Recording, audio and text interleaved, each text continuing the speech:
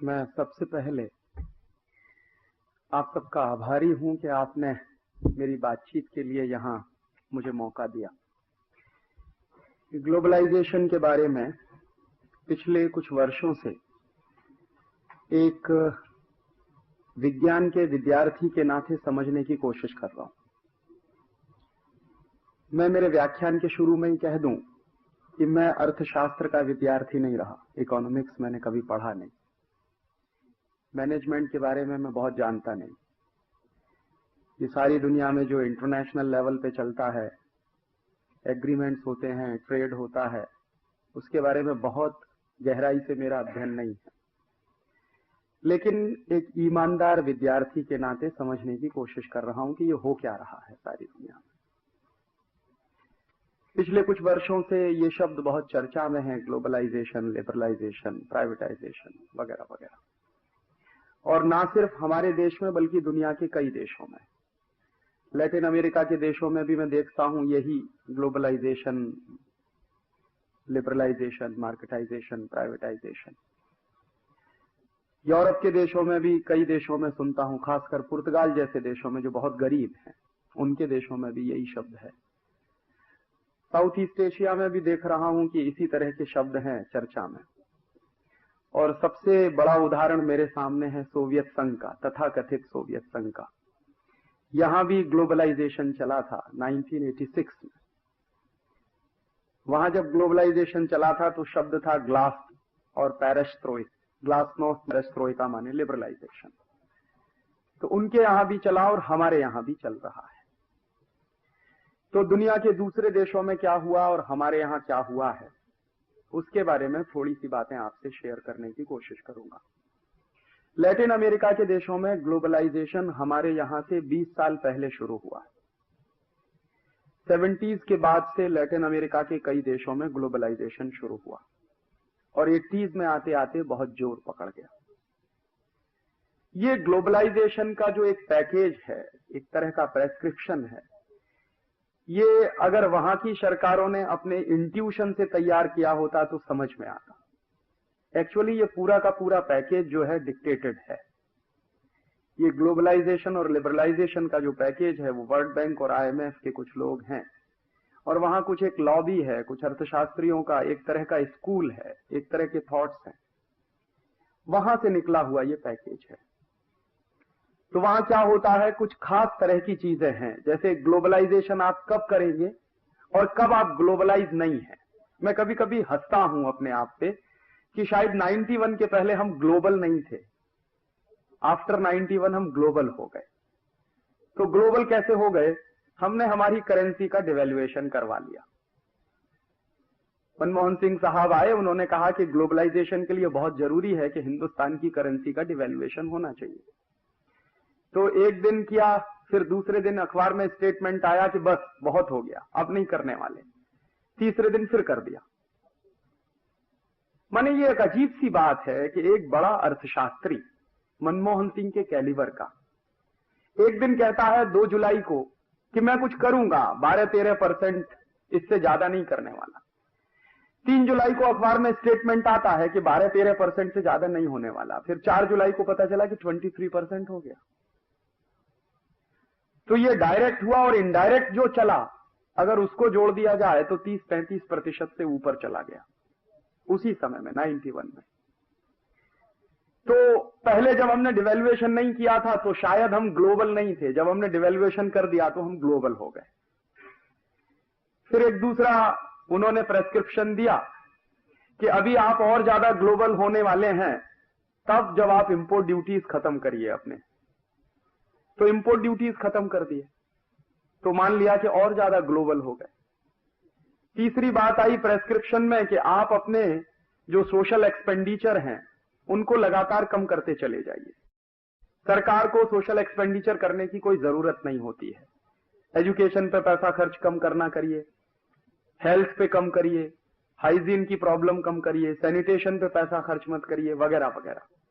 तो वो लगातार खत्म होता चला गया। तो हमने मान लिया कि हाँ, हम और ग्लोबलाइज होते चले गए।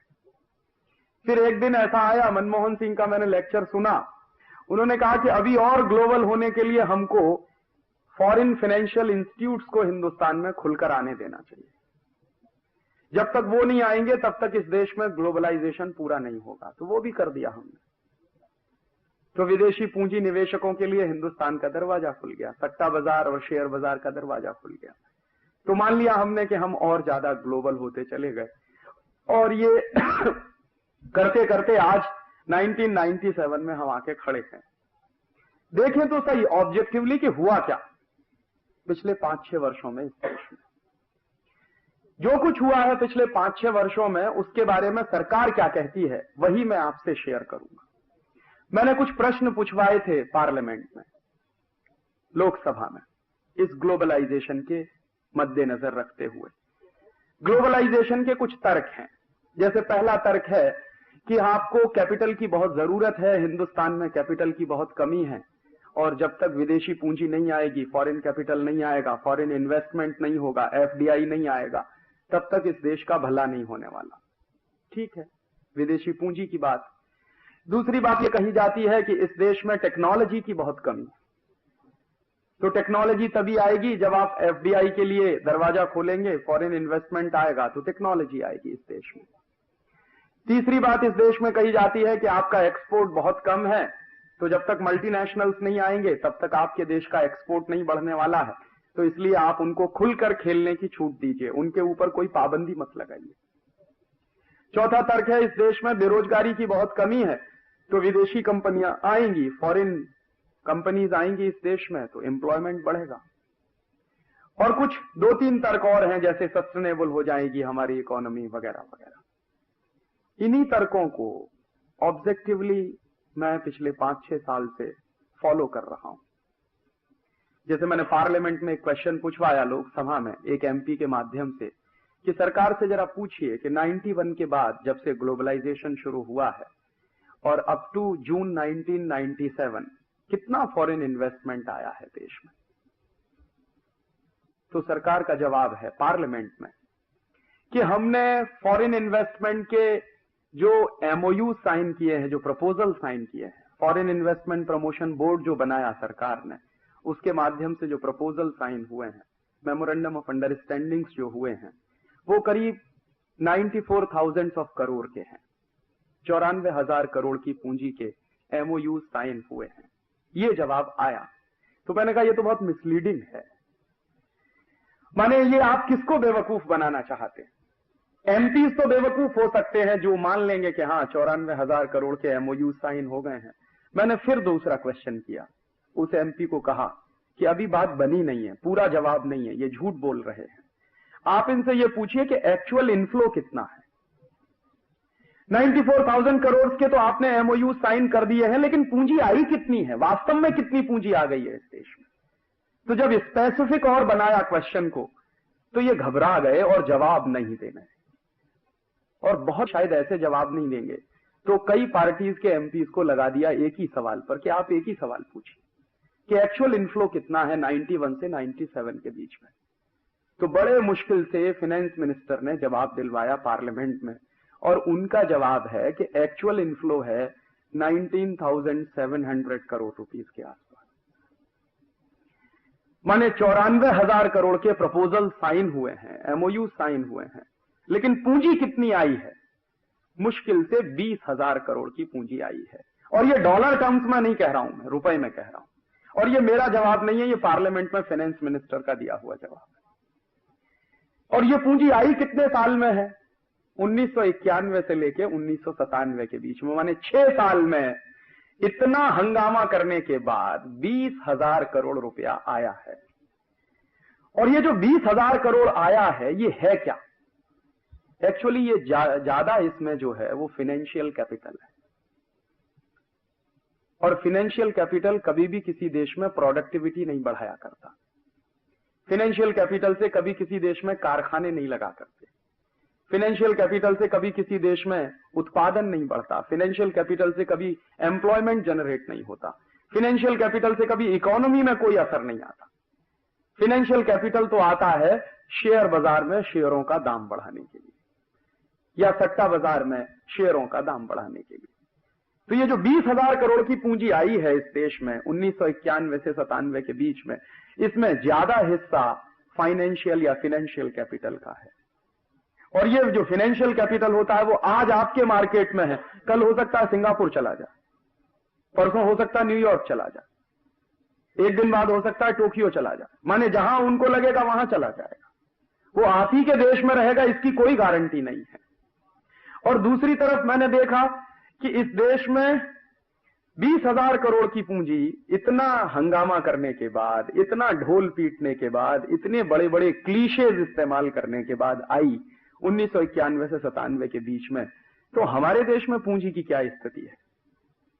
तो मैं मेरी बात नहीं कहता, मैं हिंदुस्तान के ex finance minister doctor Manmohan Singh की ही एक बात को कोट कर रहा हूं। एक बार उन्होंने पार्लियामेंट में कहा कि हिंदुस्तान में डोमेस्टिक सेविंग्स के रेट्स 24% ऑफ जीडीपी है। माने एक साल का जो हमारा जीडीपी है वो करीब 8 लाख करोड़ का है, उसका 24% हमारे डोमेस्टिक सेविंग्स हैं एवरी ईयर। तो कितना बैठता है? लगभग 2 लाख करोड़ बैठता है। तो 2 लाख करोड़ की तो हमारी डोमेस्टिक सेविंग्स हैं एक साल की। ये मैं नहीं कहता, मनमोहन सिंह कहते हैं। 2 लाख करोड़ की जिस देश में एक साल की सेविंग्स हो और वो देश विदेशी पूंजी के लिए परेशान हो, ये कुछ समझ में नहीं आता। और उस 2 लाख करोड़ का कितना अनुपात है जो 20,000 करोड़ आया है? कितने परसेंट बैठता? माने हम हर साल इस देश में 2 लाख करोड़ रुपए जनरेट करते हैं डोमेस्टिक सेविंग्स के रूप में, और 6 साल में हमारे यहां मात्र आया है 20,000 करोड़ रुपए। और हम ढोल पीट के चिल्ला रहे हैं कि इस देश में ग्लोबलाइजेशन हो रहा है, लिबरलाइजेशन हो रहा है। किसको बेवकूफ बना रहे हैं?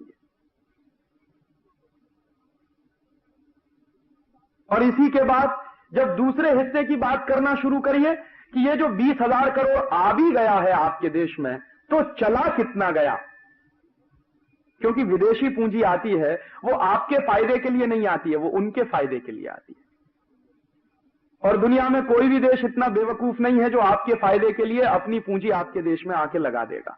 एक तो सच्चाई ये है कि 1980 से यूरोपियन मार्केट में भयंकर रिसेशन है, अमेरिकन मार्केट में भी भयंकर रिसेशन है। और मैं जानता हूं जितने अर्थशास्त्र की बातें, उसके अनुसार जितने भी मार्केट में रिसेशन आते हैं तो उनको सबसे ज्यादा पहले अपने रिसेशन दूर करने के लिए पूंजी की जरूरत पड़ती है। तो अगर यूरोपियन मार्केट में रिसेशन चल रहा है 1980 से और अमेरिकन मार्केट में भी रिसेशन चल रहा है 1980 से, तो उनको पूंजी की जरूरत है अपना रिसेशन दूर करने के लिए। और जब उनको अपना रिसेशन दूर करने के लिए पूंजी की जरूरत है तो उनके पास पूंजी बचेगी कहां से जो आपके यहां लाके वो इन्वेस्ट करेंगे? ये मोटी सी बात समझ में आनी चाहिए। अगर उनके मार्केट में रिसेशन नहीं होता, उनके मार्केट में ये सारी बातें नहीं होती मंदी की, और तब कोई पूंजी की बात करता तो समझ में आती। लेकिन जब उनके मार्केट में खुद रिसेशन चल रहा है तो कहां से वो पूंजी आपके देश में लाने वाले हैं? पूंजी है नहीं उनके पास। अगर उनके पास पूंजी होती तो वो अपना रिसेशन दूर करेंगे पहले। और वो इतने दयावान नहीं हैं, इतने साधु महात्मा नहीं हो गए अमेरिका के और यूरोप के लोग के अपने यहां थोड़ा घाटा सहन करके हिंदुस्तान में लाके पूंजी इन्वेस्ट कर देंगे तो आपका फायदा कर देंगे। इतने धर्मात्मा वो कभी थे भी नहीं और कभी होंगे भी नहीं भविष्य में। तो जब उनका मार्केट रिसेशनरी मार्केट हो गया है तो वहां पहले उनको पूंजी की जरूरत है अपना रिसेशन दूर करने के लिए, तो आपके यहां पूंजी आने वाली नहीं है। इसलिए ये मात्र 20,000 करोड़ की पूंजी आई है, और 6 साल में 20,000 करोड़ आया है तो लगभग 3-3.5 हजार करोड़ एक साल में आया है। ये 3-3.5 हजार करोड़ क्या होता है उस देश में जिस देश का नेशनल बजट 2,40,000 करोड़ का हो? एक साल का हमारा नेशनल बजट 2,40,000 करोड़ का है, उसमें 3-3.5 हजार करोड़ रुपया कौन सी बड़ी बात है? क्या मायने रखता है? और सच्चाई ये है कि कोई ग्लोबलाइजेशन में पूंजी इस देश में आ नहीं रही है, लेकिन जो आई भी है उसकी तुलना में चली कितनी गई है? यह सवाल फिर मैंने लोकसभा में पूछा कि ये 20,000 करोड़ का एफडीआई आया पिछले 91 से 97 के बीच में, लेकिन 91 से 97 के बीच में कुछ गया भी तो है हिंदुस्तान से, वो कितना चला गया? तो फाइनेंस मिनिस्टर का जवाब है कि 91 से 97 के बीच में जो चला गया है हमारे देश से वो 34,000 करोड़ है। माने 20,000 करोड़ आया है और 34,000 करोड़ यहां से चला गया है, तो कौन किसको पूंजी दे रहा है? वो हमको पूंजी दे रहे हैं या हम उनको पूंजी दे रहे हैं? और हमेशा दुनिया में जो फर्स्ट वर्ल्ड कंट्रीज हैं या जो डेवलप्ड कंट्रीज कहते हैं अपने आप को, हालांकि मैं मानता नहीं कि वो डेवलप्ड हैं, लेकिन तथाकथित डेवलप्ड हैं, सो कॉल्ड डेवलप्ड हैं, वो कभी भी गरीब देशों को पूंजी देते नहीं, बल्कि गरीब देशों की पूंजी अपने यहां खींच कर ले जाते हैं। और वो कैसे चलता है? अंकटाड के कुछ फिगर्स है मेरे पास, United Nations Commission on Trade and Development, उनकी कुछ रिपोर्ट्स मेरे पास हैं। तो अंकटाड की रिपोर्ट है 95-96 की, लेटेस्ट तो नहीं कह सकता, 95-96 की है, उसके बाद मुझे आई नहीं तो इसलिए मैं आगे की बात कर नहीं सकता। 95-96 की अंकटाड की रिपोर्ट कह रही है कि 95-96 में दुनिया के अमीर देशों से गरीब देशों में कितनी पूंजी गई और उसी समय में दुनिया के गरीब देशों से अमीर देशों में कितनी पूंजी आई, उसके उसमें कुछ फिगर्स हैं। तो गरीब देशों से जो पूंजी अमेरिका में चली गई, यूरोप में चली गई, उसकी बात तो बाद में, पहले इनके देशों से आई कितनी गरीब देशों में। तो डेवलपिंग कंट्रीज की संख्या अंकटाड के उसमें 120 मानी जाती है। तो 120 गरीब देशों में, डेवलपिंग कंट्रीज में जो पूंजी आई एक साल में, वो करीब है $500 बिलियन। और इसमें क्या क्या है?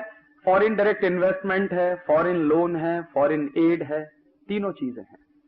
कर्जा है, विदेशी पूंजी है और विदेशी सहायता है। तीनों तरह की पूंजी मिला के $500 बिलियन आया गरीब देशों में। और उसी समय में, उसी एक साल में इन देशों से कितना चला गया अमेरिका और यूरोप में, तो उसके फिगर्स हैं $725 बिलियन। माने $725 बिलियन गरीब देशों से अमीर देशों में चला गया और $500 बिलियन अमीर देशों से गरीब देशों में आया। तो कौन किसको पूंजी दे रहा है और कितने बड़े लेवल पे धोखा चल रहा है सारी दुनिया में? अमीर देश कभी पूंजी किसी को दे नहीं सकते। ये पूंजी जो है गरीब देशों से अमीर देशों में जाती है। एक साउथ साउथ कमीशन है और साउथ साउथ कमीशन के सेक्रेटरी जनरल हुआ करते थे बहुत दिनों तक डॉक्टर मनमोहन सिंह। 1986 से 1989 के बीच में वो साउथ साउथ कमीशन के सेक्रेटरी जनरल थे। माने हिंदुस्तान में फाइनेंस मिनिस्टर बनने के पहले वो हिंदुस्तान की 3-3 सरकारों के एडवाइजर रह चुके हैं, रिजर्व बैंक ऑफ इंडिया के गवर्नर रह चुके हैं, दिल्ली स्कूल ऑफ इकोनॉमिक्स के बड़े भारी अर्थशास्त्री हैं। सारी दुनिया में उनकी बड़ी भारी इज्जत भी है एक अच्छे अर्थशास्त्री के रूप में। तो ये व्यक्ति जब हिंदुस्तान में एक अर्थशास्त्री के रूप में काम करता है तो क्या कहता है, और जब ये आदमी वित्त मंत्री हो जाता है तो क्या कहता है? तो जब ये साउथ साउथ कमीशन के सेक्रेटरी जनरल हुआ करते थे तो इन्होंने एक केस स्टडी किया है। वो केस स्टडी मेरे पास है और उस पर मैंने कई लेख भी लिखे थे। वो क्या है कि 86 से 89 के बीच में दुनिया के 17 गरीब देशों के बारे में उन्होंने कुछ आंकड़े दिए हैं, जिनमें हमारा देश है, पाकिस्तान है, बर्मा है, बांग्लादेश है, मलेशिया है, वगैरह वगैरह, नजदीक के गरीब देश है। तो उसमें वो कह रहे हैं कि इन 17 गरीब देशों में 1986 से 1989 के बीच में कितनी पूंजी आई है और इन देशों से कितनी पूंजी चली गई है कैपिटल फ्लाइट के रूप में, उसका उन्होंने स्टैटिस्टिक्स दिया है। तो वो स्टैटिस्टिक्स है कि 86 से 89 के बीच में 17 गरीब देशों में अमीर देशों से $215 बिलियन आया, जिसमें एफडीआई है, फॉरेन लोन है, फॉरेन असिस्टेंस है, फॉरेन एड है, सब है, सारा मिला के। तो $216 बिलियन आया और चला कितना गया 1986 से 89 के बीच में इन गरीब देशों से अमीर देशों में जो पैसा चला गया वो कितना है? तो वो है $345 बिलियन। तो ये खुद ही कह रहे हैं कि पूंजी आती नहीं है कभी उससे। तो जो आदमी वित्त मंत्री बनने के पहले ये सिद्ध करता रहा हो कि कभी भी अमीर देशों से गरीब देशों में पूंजी आती नहीं है, वो आदमी वित्त मंत्री बनने के बाद कैसे अचानक से 180 पे टर्न कर सकता है, ये मेरे समझ में नहीं आया आज तक। और वो आदमी ऐसे टर्न कर सकता है उन्हीं दिनों में जब डॉक्टर मनमोहन सिंह साहब इस देश में फाइनेंस मिनिस्टर नहीं बने थे, उसके 1-1.5 महीने पहले फ्रांस का एक अखबार है, उसका नाम है लमोंड, उसमें एक न्यूज आइटम छप गया था।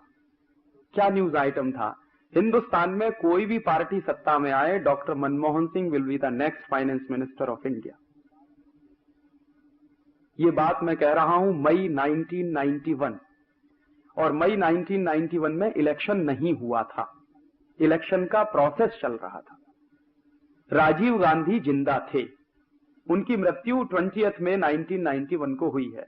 ये उसके पहले का आर्टिकल है और ये लमोंद में छपा। मेरा एक दोस्त है, उसने मुझे कटिंग भेजी और कहा कि देखो ये क्या है। तो मैंने भी आश्चर्य से उसको पढ़ लिया कि कैसे लमोंद कहता है कि doctor Manmohan Singh will be the next finance minister of India. तो उसमें खबर क्या है, फ्रेंच में जो वाक्य है उसका हिंदी में करके आपसे कह रहा हूं कि हमारे विश्वस्त सूत्रों की जानकारी के अनुसार डॉक्टर मनमोहन सिंह अगले फाइनेंस मिनिस्टर बनेंगे, जो चाहे जो पार्टी सत्ता में आ जाए। और वो कटिंग लेके मैंने मेरे कुछ दोस्तों को दिखाई तो कई लोग कहते थे कि यार पता नहीं फालतू की बातें हैं, ऐसी तो चलती रहती है। ब्रिटेन के बहुत सारे टैबलॉइड्स हैं जो कुछ ना कुछ छापते ही रहते हैं, फ्रांस में भी कुछ ऐसा ही चल गया होगा तो उन्होंने भी लिया कि कहीं मस्ती में छाप दिया होगा। लेकिन बाद में जिस दिन मैंने देखा कि डॉक्टर मनमोहन सिंह को फाइनेंस मिनिस्टर की शपथ दिलाई जा रही है तो मेरे कान खड़े हो गए। मैंने कहा ये हुआ कैसे। मेरे एक परिचित हैं, वर्ल्ड बैंक में काम करते हैं, उनका नाम नहीं लेना चाहता, मेरे इलाहाबाद के रहने वाले। तो मैंने उनको चिट्ठी लिखी कि ये क्या होता है। तो उन्होंने कहा कि तुमको मालूम नहीं है, वर्ल्ड बैंक ने बहुत पहले तय कर लिया था कि मनमोहन सिंह को ही फाइनेंस मिनिस्टर बनाना है। तो मैंने उनसे पूछा कि वर्ल्ड बैंक का मनमोहन सिंह से क्या रिश्ता है। तब उन्होंने मुझे बताया कि मनमोहन सिंह वर्ल्ड बैंक में 10 साल तक सर्विस कर चुके हैं और जो वर्ल्ड बैंक का कर्जा उन्होंने लिया है वो कर्जा उनको चुकाना है। तो वो कर्जा चुकाने के लिए वर्ल्ड बैंक उसको फाइनेंस मिनिस्टर बनवा रहा है और तुम में से किसी में दम नहीं है जो उसको रोक सके फाइनेंस मिनिस्टर बनने से। तो मैंने सोचा कि इस देश की पॉलिटिकल सॉवरेनिटी को क्या हुआ। माने हमारा पार्लियामेंट तय नहीं कर रहा है कि who will the next finance minister of India, ये वर्ल्ड बैंक तय कर रहा, IMF तय कर रहा है। और वर्ल्ड बैंक क्यों तय कर रहा है, IMF क्यों तय कर रहा है? क्योंकि वर्ल्ड बैंक को अपनी कुछ कंडीशनैलिटीज इस देश में लागू करानी है, तो उनको अपना आदमी चाहिए, तो उन्होंने अपना आदमी रखवा दिया इस देश में। बाद में जब वो फाइनेंस मिनिस्टर बन गए तो हिंदुस्तान में अपने पूरे टेन्योर में वो आदमी ₹1.25 टोकन मनी लेता था तनख्वाह के रूप में। तो मेरे दिमाग में रोज प्रश्न उठता था कि बाकी का पैसा कहां से आता मनमोहन सिंह। तो निश्चित रूप से वर्ल्ड बैंक के पेरोल पर काम करने वाला आदमी इस देश में फाइनेंस मिनिस्टर बना, और वर्ल्ड बैंक के पेरोल पर काम करने वाला आदमी जब फाइनेंस मिनिस्टर बनेगा तो वर्ल्ड बैंक की बातें करेगा इस देश में। जो आदमी फाइनेंस मिनिस्टर बनने के पहले एक बात कहता हो और फाइनेंस मिनिस्टर बनने के बाद ठीक उसके उल्टी बातें कहना शुरू कर दे, तो ऐसे आदमी को तो मैं सिर्फ इंटेलेक्चुअल प्रोस्टिट्यूट के अलावा और कुछ कह नहीं सकता। शायद आपको लगा है कि ये मैंने बहुत कड़ी बात कह दी है, लेकिन यही सच्चाई है। As a governor of Reserve Bank of India, as a financial adviser of 3 prime minister, Manmohan Singh जो कुछ कहते थे उसका ठीक उल्टा काम उन्होंने जब फाइनेंस मिनिस्टर बने तो किया है इस देश में, और उसके नतीजे इस देश को भुगतने पड़ेंगे अगले 20 साल में, जो कुछ वो करके चले गए इस देश में। और उसके बाद नाटक चला इस देश में। एक बार मनमोहन सिंह ने इस्तीफा दिया, आप शायद याद करिए इस बात को। तो जैसे ही मनमोहन सिंह ने इस्तीफा देने की बात कही तो सबसे पहली चिट्ठी वर्ल्ड बैंक के प्रेसिडेंट की आई हिंदुस्तान के प्राइम मिनिस्टर को कि आप उनका इस्तीफा स्वीकार नहीं करेंगे, और नहीं किया गया उनका इस्तीफा स्वीकार। जबकि कांग्रेस के अंदर मनमोहन सिंह के खिलाफ भयंकर रिजेंटमेंट था। बहुत सारे कांग्रेसियों को उनका ग्लोबलाइजेशन पचा नहीं था, उनका लिबरलाइजेशन भी नहीं पचा, और सारे कांग्रेसी एक स्वर से मांग करते थे कि आपके इस ग्लोबलाइजेशन ने किया क्या। वो वायदा करते थे कि मैं 3 महीने में महंगाई को जमीन पे ला दूंगा, तो पता चला 3 महीने में महंगाई और 3 गुना बढ़ गई। तो कांग्रेसियों को लगा कि हमारा तो वोट बैंक चला गया, तो मनमोहन सिंह के खिलाफ जमकर अटैक होना शुरू हुआ। तो मनमोहन सिंह को रिजाइन करने की स्थिति पैदा कर दी इन लोगों ने। लेकिन वर्ल्ड बैंक से पहली ही चिट्ठी आई इस देश में कि आप उनका इस्तीफा स्वीकार नहीं करेंगे, और उनका इस्तीफा स्वीकार नहीं किया गया। और यही नाटक अभी ताजा ताजा कुछ दिन पहले हुआ चिदंबरम साहब के साथ। आपको याद है चिदंबरम साहब ने एक बार धमकी दी कि मैं रिजाइन कर दूंगा। तो जैसे ही चिदंबरम की धमकी आई, वैसे ही वर्ल्ड बैंक के प्रेसिडेंट का बयान आ गया अखबार में कि चिदंबरम साहब अगर चले जाएंगे तो लिबरलाइजेशन का क्या होगा, ग्लोबलाइजेशन का क्या होगा, माने वर्ल्ड बैंक के इंटरेस्ट का क्या होगा। सीधी सी बात वो कहनी चाहिए। तो वो ये नहीं कहेंगे कि वर्ल्ड बैंक के इंटरेस्ट का क्या होगा, वो कहेंगे लिबरलाइजेशन का क्या होगा, ग्लोबलाइजेशन का क्या होगा। यही मनमोहन सिंह के जमाने में कहते थे। और ये कितने बड़े लेवल के इंटेलेक्चुअल प्रोस्टिट्यूट हो सकते हैं। चिदंबरम साहब मनमोहन सिंह से 2 कदम आगे हैं। ये लंदन गए थे, अक्टूबर 96 की बात कह रहा हूं। अक्टूबर 96 में ये लंदन गए थे, वहां प्रेस कॉन्फ्रेंस किया। प्रेस कॉन्फ्रेंस में स्टेटमेंट क्या दिया? प्रेस कॉन्फ्रेंस में स्टेटमेंट दिया कि ईस्ट इंडिया कंपनी और अंग्रेज हिंदुस्तान में 200 साल के लूटने के लिए आए थे। मैं आपको फिर से इनवाइट करने आया हूं कि अगले 200 साल के लिए फिर इस देश में आप लूटने के लिए चले आइए, and there will be a huge reward for you.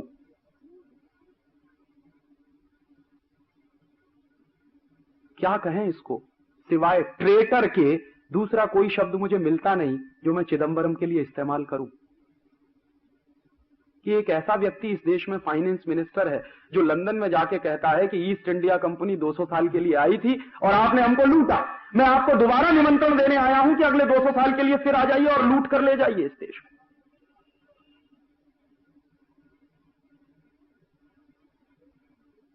तो ऐसे लोग जब इस देश में फाइनेंस मिनिस्टर बनना शुरू हो जाए, तब तो इस देश का बंटाधारी होने जा रहा है। और तब मुझे शक होने लगा है कि सच में कोई लिबरलाइजेशन चल रहा है क्या। और मैं मानता नहीं कोई लिबरलाइजेशन चल रहा है। एक्चुअली ये रिकॉलोनाइजेशन का एक दूसरा प्रोसेस चल रहा है। और उस लिबरलाइजेशन के नतीजे क्या निकल रहे हैं? विदेशी पूंजी के स्तर पे कुछ आया नहीं आपके देश में, जो कुछ आया उससे ज्यादा चला गया। और अगर एक दूसरा हिसाब और जोड़ना शुरू कर दूं कि फाइनेंशियल मार्केट में जो थोड़ी सी विदेशी पूंजी आ गई थी, उससे नतीजा क्या हुआ था?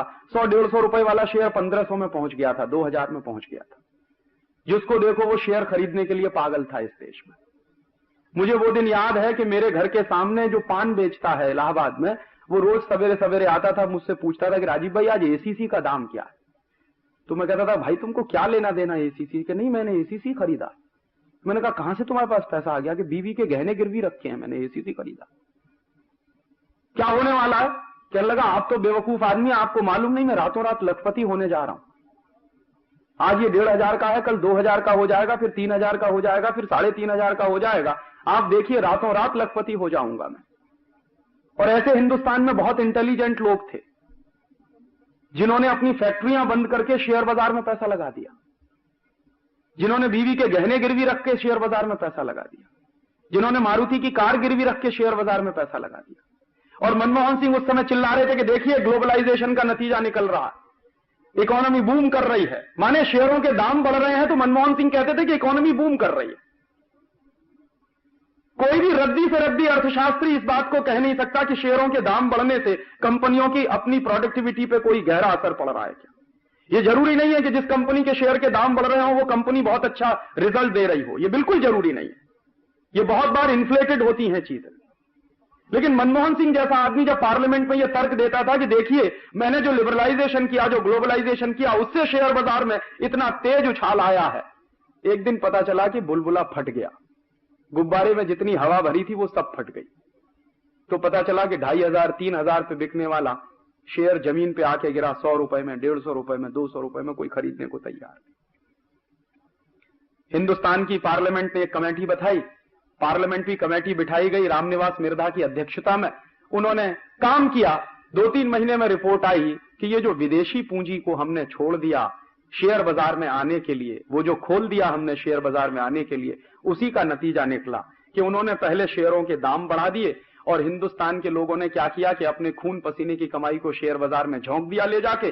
फिर जब उनको जरूरत पड़ी तो यहां से लेकर उड़ गए, तो पता चला जमीन पे आके हम गिरे। कमेटी की फाइंडिंग्स है, ये मेरी नहीं है, कि हिंदुस्तान में विदेशी पूंजी निवेशकों ने कुछ 1000 करोड़ रुपए इन्वेस्ट करके हिंदुस्तान के लोगों का 70,000 करोड़ लूट लिया।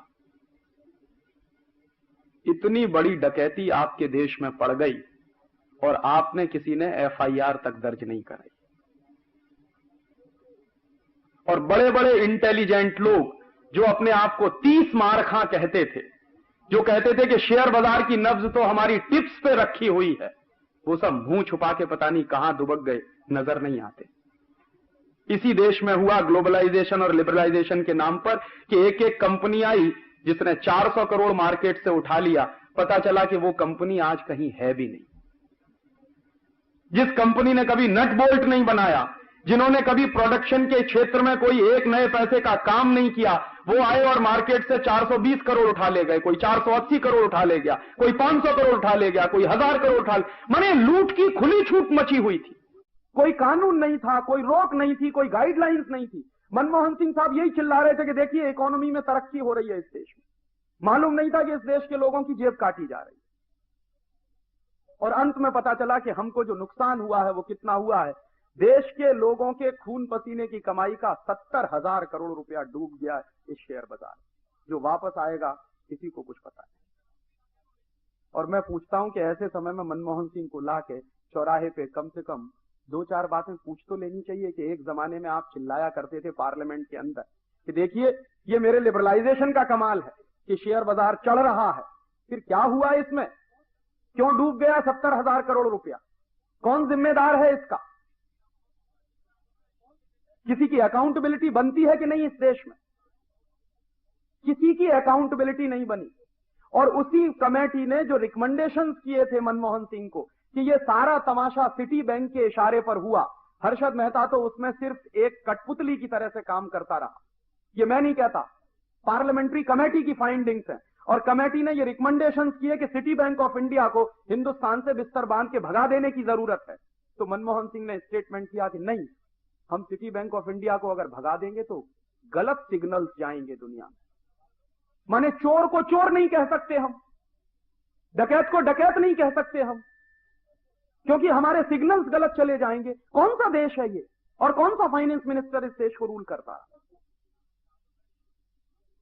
दुनिया के किसी भी दूसरे देश में अगर अमेरिका में ही ये स्कैम हुआ होता, हिंदुस्तान की जगह अमेरिका को रखकर देखिए, और अमेरिका में ये स्कैम हुआ होता और काश स्टेट बैंक ऑफ इंडिया हमारा उसमें इन्वॉल्व होता, तो अमेरिकन सरकार ने 1 मिनट की देर नहीं की होती स्टेट बैंक ऑफ इंडिया को वहां से रवाना करने में। ये हम पॉलिटिकल स्लेव कंट्री में रहते हुए मैं कह रहा हूं इस देश में कि सिटी बैंक ऑफ इंडिया के बारे में सारे सबूत होने के बावजूद इस देश में सिटी बैंक ऑफ इंडिया को हिंदुस्तान से नहीं भगाया गया, क्योंकि मनमोहन सिंह नहीं चाहता। और कभी कभी मैं ये आरोप करता हूं कि मनमोहन सिंह कोई मनमोहन सिंह नहीं है, वो अमेरिका का 101% एजेंट है इस देश में, जिसने इस देश की इकोनॉमी को इतने बड़े लेवल पे ले जाके पटक दिया। और आपको मालूम है जो पैसा डूब गया उसकी वजह से जो रिसेशन है मार्केट में, वो आज तक खत्म नहीं हो रहा। कितने कारखाने बंद हो गए इस देश में, हजारों प्रोडक्शन यूनिट्स इस देश में बंद हो गए क्योंकि उनका पैसा शेयर बाजार में लग गया। मैं मेरे उत्तर प्रदेश के बारे में बात करता हूं। नोएडा के आसपास करीब 80,000 छोटे छोटे प्रोडक्शन यूनिट्स थे जो डूब गए क्योंकि उनका पैसा शेयर बाजार में फंस गया, वो चल नहीं सकते। और कितने ऐसे लोग हैं जिनको मैं पर्सनली जानता हूं कि जो करोड़पति बनने चले थे, रोडपति हो गए, सड़क पे खड़े, डूब गया पैसा शेयर बाजार। और ये जो डूबा हुआ पैसा है, इसको वापस निकालने के लिए ना मनमोहन सिंह के पास कोई तरकीब है, ना चिदंबरम के पास कोई तरकीब। कैसे आएगा ये पैसा? ये ग्लोबलाइजेशन नहीं हुआ, ये लिबरलाइजेशन नहीं हुआ, आपकी लूट हुई। लूट होने के तरीके बदलते रहते हैं। पहले ईस्ट इंडिया कंपनी आती थी, अंग्रेज आते थे तो बंदूक और तलवार के दम पे लूट कर ले जाते थे आपके यहां। और अब तरीका बदल दिया है, ग्लोबलाइजेशन और लिबरलाइजेशन के नाम पर आते हैं और आपके देश से 70,000 करोड़ लूट कर ले जाते हैं और आप खामोशी के साथ बैठे बैठे देख रहे हैं। पता नहीं कब हर्षद मेहता को इस देश में फांसी की सजा मिलेगी, मुझे मालूम नहीं, पता नहीं कब मिलेगी। शायद हो सकता है 2 साल के बाद आप भी भूल जाओ, मैं भी भूल जाऊं कि इस देश में इतना बड़ा स्कैम भी कोई हुआ था। और आप देख लीजिए, जब से ग्लोबलाइजेशन और लिबरलाइजेशन है तो ये स्कैम का ही है हिस्सा। जिसको आप ग्लोबलाइजेशन कहते हैं वो स्कैम का ही एक दूसरा हिस्सा। जितने तेजी से ग्लोबलाइजेशन चला उतने तेजी से इस देश में घोटाले चले। 91 से 97 के बीच में जितने घोटाले हुए हैं उसमें पार्लियामेंट की फाइंडिंग्स है, मेरी फाइंडिंग्स नहीं, कि हिंदुस्तान के लोगों के खून पसीने की कमाई का 70,000 करोड़ डूब गया। ये वो क्या, तो 20,000 करोड़ आया और 70,000 करोड़ हमारा डूब गया। ये है ग्लोबलाइजेशन का असली पिक्चर। कोई पूंजी वहां से आ नहीं रही है, आपको लूट करके आपके देश से ले जा रहे। दूसरे लेवल पे मैंने एक बार एक क्वेश्चन और पूछवाया था लोकसभा में कि आप बहुत चिल्लाते हैं फॉरेन टेक्नोलॉजी, हाई टेक्नोलॉजी वगैरह वगैरह, और चूंकि मैं साइंटिस्ट रहा हूं इसलिए थोड़ा टेक्नोलॉजी के बारे में जानता हूं कि क्या टेक्नोलॉजी होती है और क्या टेक्नोलॉजी नहीं होती। तो लोकसभा में जब सवाल पूछवाया कि 91 के बाद जो एमओयू साइन किए हैं भारत सरकार ने, इसमें हाईटेक एरियाज कितने हैं, तो सरकार का जवाब है कि करीब 70% जो एमओयू साइन हुए हैं वो जीरो टेक्नोलॉजी के एरियाज में, जहां कोई टेक्नोलॉजी नहीं है। और 70% के बाद 10 से 15% जो एमओयू साइन हुए हैं वो इंटरमीडिएट टेक्नोलॉजी के एरिया में, और मुश्किल से 5 से 10% एमओयू साइन हुए हैं जो हाईटेक एरिया में है। लेकिन अभी भी मैं इंतजार कर रहा हूं कि कोई हाईटेक आ गया है क्या इस देश में, कोई हाईटेक नहीं आया। उससे ज्यादा इस देश में क्या आ गया है, पेप्सी कोला आ गया जो जीरो टेक्नोलॉजी का आइटम है, कोका कोला आ गया वो भी जीरो टेक्नोलॉजी का आइटम, अंकल चिप्स आ गया है, रफल्स चिप्स आ गया, हॉस्टेस आ गया है, टॉप रेमन आ गया, दिनीज आ गया, माने पोटैटो चिप्स आ गए हैं, ये जीरो टेक्नोलॉजी के आइटम। आपके देश में नमक बिक रहा है विदेशी कंपनी का, कैप्टन कुक, अन्नपूर्णा, पता नहीं उसमें कौन सी हाई टेक्नोलॉजी। आटा बिक रहा है विदेशी कंपनियों का, कैप्टन कुक, अन्नपूर्णा, पता नहीं उसमें कौन सी हाई टेक्नोलॉजी। जूते के तलवे बेच रहे हैं कुछ विदेशी कंपनी वाले, पता नहीं उसमें कौन सी हाई टेक्नोलॉजी। अंडरवियर बनियान इंपोर्ट हो रहे हैं इस देश में, पता नहीं कौन सी हाई टेक्नोलॉजी है उसमें, मेरे समझ में नहीं। कॉस्मेटिक्स के बहुत सारे आइटम्स इस देश में इंपोर्ट होने लगे, पता नहीं कौन सी हाई टेक है उसमें। ये सारे के सारे आइटम जीरो टेक्नोलॉजी के आइटम। और एक बार मैंने स्पेसिफिक क्वेश्चन पूछवाया कि एक 1977 में जब मुरारजी भाई देसाई की सरकार थी तो उन्होंने एक लिस्ट बनाई थी। क्या लिस्ट बनाई थी? 840 आइटम्स ऐसे हैं जो जीरो टेक्नोलॉजी के आइटम माने जाते हैं। तो वो 840 आइटम्स मुरारजी भाई देसाई ने रिजर्व कर दिए थे कि इनमें कभी कोई मल्टीनेशनल नहीं घुसेगा। मल्टीनेशनल को घुसना हो कि इसके अलावा बहुत सारे दूसरे आइटम्स हैं उनमें घुसे, तो मल्टीनेशनल घुस नहीं पाते थे। तो वो क्या करते थे कि हिंदुस्तानी कंपनी ढूंढते थे और उसके कंधे पर रख के बंदूक चलाते, और ये बहुत दिन तक इस देश में चलता रहा। वो सीधे घुस नहीं सकते थे क्योंकि नियम था। मनमोहन सिंह ने वो नियम बदल दिया। उन्होंने क्या किया कि वो 870 जो आइटम थे इस देश में स्मॉल स्केल इंडस्ट्रीज के लिए या जीरो टेक्नोलॉजी के लिए रिजर्व जो आइटम थे उनको भी खोल दिया। तो भड़बड़ा के सारे मल्टीनेशनल उसी में घुस गए। सच्चाई ये है कि कभी कोई मल्टीनेशनल आपके देश में आता नहीं टेक्नोलॉजी लेकर। वो क्या लेकर आते हैं? जो उनके यहाँ 20 साल पुरानी हो गई है टेक्नोलॉजी, जिसके लिए उनके पास जमीन नहीं है डंप करने के लिए, उसको लाके आपके देश में पटक देते हैं और आप चिल्लाते हैं कि हमारे देश में हाईटेक आ गया। कोई हाईटेक आता नहीं। जहां आपको कोई टेक्नोलॉजी की जरूरत नहीं है, जिस एरिया में जीरो टेक्नोलॉजी है, उसी एरिया में सबसे ज्यादा मल्टीनेशनल इस देश में इस समय काम कर रहे हैं। आप मुझे बताइए कि टूथपेस्ट बनाने में कौन सी टेक्नोलॉजी, साबुन बनाने में कौन सी ऐसी टेक्नोलॉजी, जूते के फीते बनाने में ऐसी कौन सी टेक्नोलॉजी, टमाटर की चटनी बनाने में कौन सी टेक्नोलॉजी। नेस्ले को हमने खोल दिया Maggi hot and sweet tomato chilli sauce बनाने की। बताइए जरा टमाटर की चटनी बनाने में कौन सा हाईटेक आइटम इस्तेमाल होता है? या नमक को पॉलिथीन पैक में बंद करना कौन सा हाईटेक आइटम है? या आलू का चिप्स बेचना, कैडबरीज की चॉकलेट बनाना, बिस्किट्स बनाना, ये कौन सी टेक्नोलॉजी के आइटम है? ये तो सब 870 वो आइटम है जिनको भारत सरकार ने 1977 में माना था कि ये सब जीरो टेक आइटम है, और सारे मल्टीनेशनल इन्हीं क्षेत्र में घुसे हुए। एक भी मल्टीनेशनल इस देश में नहीं आया सैटेलाइट बनाने के लिए। सैटेलाइट बनाना हाईटेक आइटम है, और इस देश में एक भी मल्टीनेशनल नहीं है जो सैटेलाइट बनाने के लिए आया हो। मिसाइल बनाना हाईटेक आइटम है, एक भी मल्टीनेशनल नहीं है जो इस देश में मिसाइल बनाने के लिए आया हो। टेलीकम्युनिकेशन में डिजिटल इलेक्ट्रॉनिक्स इक्विपमेंट बनाना कुछ हाईटेक आइटम माना जाता, लेकिन एक भी मल्टीनेशनल नहीं आया जो उसको उस क्षेत्र में कुछ करने वाला हो। सच्चाई ये है कि जो सच में हाईटेक है वहां आपको कोई टेक्नोलॉजी देता नहीं है, और कभी कभी आप लेने की कोशिश करें तो आपको लंगड़ी मार के गिरा देते हैं।